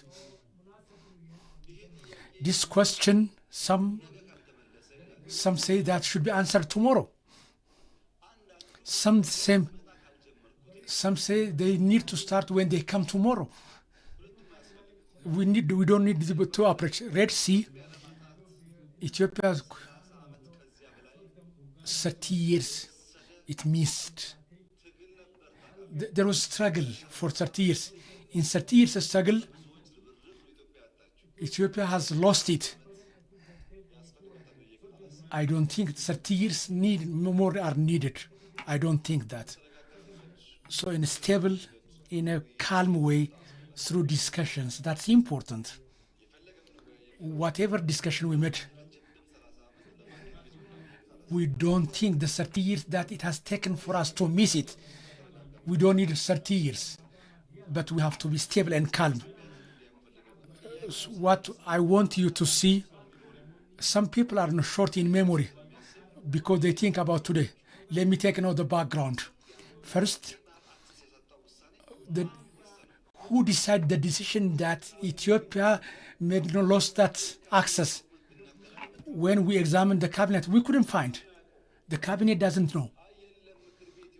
We said no, if it is the House, we have reviewed it, no decision by the House. So referendum, no, we were there. Ethiopia has not decided. Representative not decided. At least cabinet. Who decided it then? So the issue, the decision that we are away from the access. So no institutions have involved. The cabinet doesn't know. We couldn't find single-page document that shows us how we could lose the access. So if the parliament doesn't know, if the cabinet doesn't know, if the people doesn't know, so the access that made us to lose, how can it be wrong? Show us if it is there. If it is not there, it's not like pouring away this water. This is an issue of survival. Who decided it? That is the question. Here, there are two problems here. One is wrong narrative. So there are people who think that it is shameful to demand what is right. This is the result of the wrong narration. Just to remind you, after the conflict between Ethiopia and Eritrea, when peace comes, first, when I traveled to Asmara, Eritrean president come to Addis. We make the first forum in Millennium Hall, live TV. You were there or we have heard. Now go to YouTube and listen. The first meeting we discussed ASAP, where he was, while he was present there, in a manner that is fit the people. It's only to remind those of you who have forgotten it. When I saw after Asmara with Honorable President, I was with him to ASAP. What we discussed and talked at ASAP port, we discussed about port. You can go back and see in Eritrea. The third, in the book of Madamar book, I've clearly listed. In geopolitics, I've discussed about Eritrea issues. And I have given them as gift. They know it. To all of them, I've sent the book. The fourth, 4 years back, we have established no marine force. Is it to swim in the boat in the glass? Why people fail to understand this? Ethiopia needs Red Sea. We believe before the reform, we were talking about that. So there was no chance to be heard too, but the talk should be peaceful. As the Honorable MP said, by agreeing with Eritrea government, we have now maintained the road to Asab. They said, no, the port is not functioning well. The conflict is not overnight. It is because we are not talking about it. After we maintained the road, they said the port has problem. We talked to our friend, friend to both of us. When crane come to our support, the Eritrean government said no, and the crane was not sent back. We maintained the road, and they had no interest. Just like Sudan and Djibouti, by our cost, we said no, that we are to give them, to supply them power. They said no, they need to think over it. When go to Afsab town in Ethiopia, there is housing problem. 1.5 million houses to be built. When I go to Asab, there is house, there is window, but no people. That's a true story. We said that war can make alive this city. All envoy was discussing that on Eritrean part in a manner we didn't clearly understood. They were not ready to respond. The ports we opened, borders we have opened, they were closed automatically. They were closed earlier, not now. They were closed before you heard to the problems. Therefore, Eritrean people, there is brotherly people, there is no innocent people. There is people that are leaving their country. We are interested to work together with. We are no interest in making war. Legal consultation and discussion for many countries. I have separately discussed with this. America, China, Russia, Europe, Africa. Now, before this house, I would like to explain Ethiopian Red Sea access.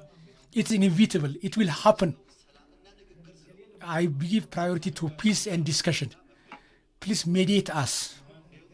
That's our question. If you are peacing minute, please don't make us to sleep. That will not go far. It's not because I need, you need. Naturally, that cannot happen. We cannot answer to that, in one day. And we have not lost it in one day. It has followed, it will follow natural process. The question to see access, to those who say no to divert internal agenda. We have heard this from Eritreans. I don't know why it is in the house. So Eritrea say that there are internal issues diversion. I don't know how they could come here. Therefore, that's not. There is nothing to be diverted in Ethiopia. There is development. There is an embracing government. Nothing to be diverted. It's people's government, and it's government that's bringing result. It is that appreciated by many African brothers. It's not being diverted. That we have lost in an illegal issue. Who decided it? It is good to know that. It's good to examine that. So it's not about diversion. It's not harm the narration. It's better to think about. So when success comes, then you may say that you said it. Therefore, I'm 1,000,000%. I'm confident. Who likes or not, Ethiopia will not be in prison for 1,000,000 years.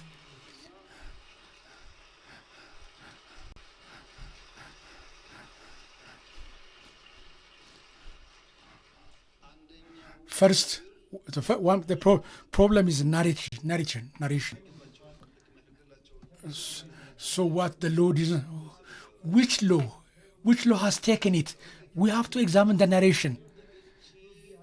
If Ethiopia developed and grow, there are some countries who fear that Ethiopia is already big. Where it will go? It is the second populous country in Africa and the 10th in the world. Ethiopia is a big country. Every year, the population grows to 3 million. Ethiopia is increasing one Eritrea every year. Every year, 3 million.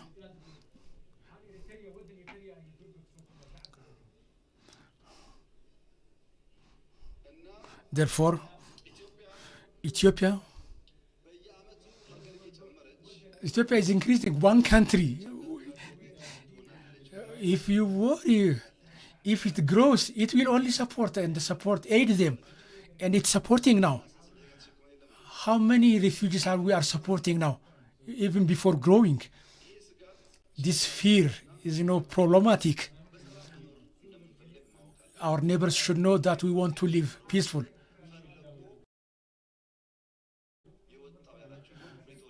That is the Pretoria issue. That we're talking about the port, about development. We are begging them, hoping that it will happen. When we signed the Pretoria agreement, they said TPLF Tigray, unless they are destroyed, they said the region will not peaceful. And we said they are our people, and we want them. They started not that way. The main issue is to put us in war, in conflict. So our message to Eritrean government is that Eritreans are our brother. We don't want to fight them. Don't be bullet transporter in transit. Abiy is now disciplined. Our shifters will also be behaving properly. So as history will say that, don't give out bullets and firearms. We know illegal, people's movement, migration. So if people are to come, let them come legally. Illegal trade to stop, forged money. The American black market, if to stop that. If we are to think to each other and consider each other as neighbors, if we follow legality in trading, in displacement, and if stop giving firearms and bullets, we can Ethiopia is ready to continue in love and in cooperation. I want to go to Asmara like before, if it is profitable. If not profitable, I don't go like Bali to Asmara if that's not bring about profit. I do have work to do. We don't want war. That's why we are saying there is something that we are working about 10 billion airport, 10 billion fertilizer factory, 10 billion housing corridor. While we have all this work, we cannot think about war. Only idle people think about war. What we are eager for, and we are working hard is for development. So many activities. We don't have no plan to fight with nobody if there is war. If the war starts, the result is clear. The result is clear. Then crying will not help then. It is better to think. When people say about Ukraine and Palestine, nobody died for you. Only moral is to be given. You are finally to die. That is not feasible. That's Mr. X, Mr. Y. They will give you a bullet. They will not die for you. We have seen that. We have seen that by support that war. We don't want. We want development. We want peace and no conflict with nobody. We don't want that. But if we go into war, the result is clear. We have a reliable force. Nobody can stop us. Nobody can stop us. But it's better not to go there. We need to responsibly work. So what's destroying and spoiling the narration is that one student in physics period, then that student come late to the class. And the physics teachers, as you know, becoming lay. It's not only shame. They think that it's also a crime. हमारी class no problem, geography no problem, but physics and mathematics, so no joke on that. One student came late to the class. Before this, the teacher said, and then instructed him to stand and to kneel in front of the door. Then the period ended. When the bell rang, when the teacher, then the student, rushed to the. He saw on the blackboard 2 questions. So he wrote, he thought that it was homework. So that not to be rubbed away by the next teacher. When he finished writing the question, the second teacher came into the class. Then he continued the class. The day was Friday. Even 10, 20 minutes late. As you think that you have lost a lot, when he go back, he was working the whole night. He was also working on it on Saturday. He couldn't do overnight on Saturday and Sunday. Then midnight, he answered one question, and one question remained difficult. Imagine Friday, Saturday, and Sunday to answer 2 questions. Sunday, midnight, he answered 1 question and left with 1 question. And then physics teacher and started a new chapter. Then he said, what about the last assignment? He said, that student. What about the homework? He said. He said, that was not homework, he said. Then the teacher said, those 2 questions, physics intellectuals, they couldn't do it. They were unanswered questions. So I was telling the 2 students, not you, even scientists couldn't answer it. That was, he said that I have answered 1 question. Then the teacher, so he answered 1 question that you couldn't, because he didn't hear it. So hearing to that he can't. So if he heard that instruction for the teacher, he couldn't do. So the Honorable House, so we haven't heard that Ethiopia doesn't deserve or do not have a right to Red Sea. Thank you very much.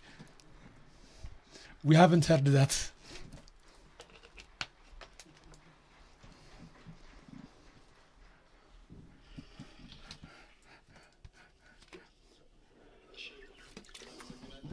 Thank you, Honorable His Excellency Prime Minister. Regarding the speech by the President for the questions raised by the member, he has given enough adequate response and let's go to the motion accordingly.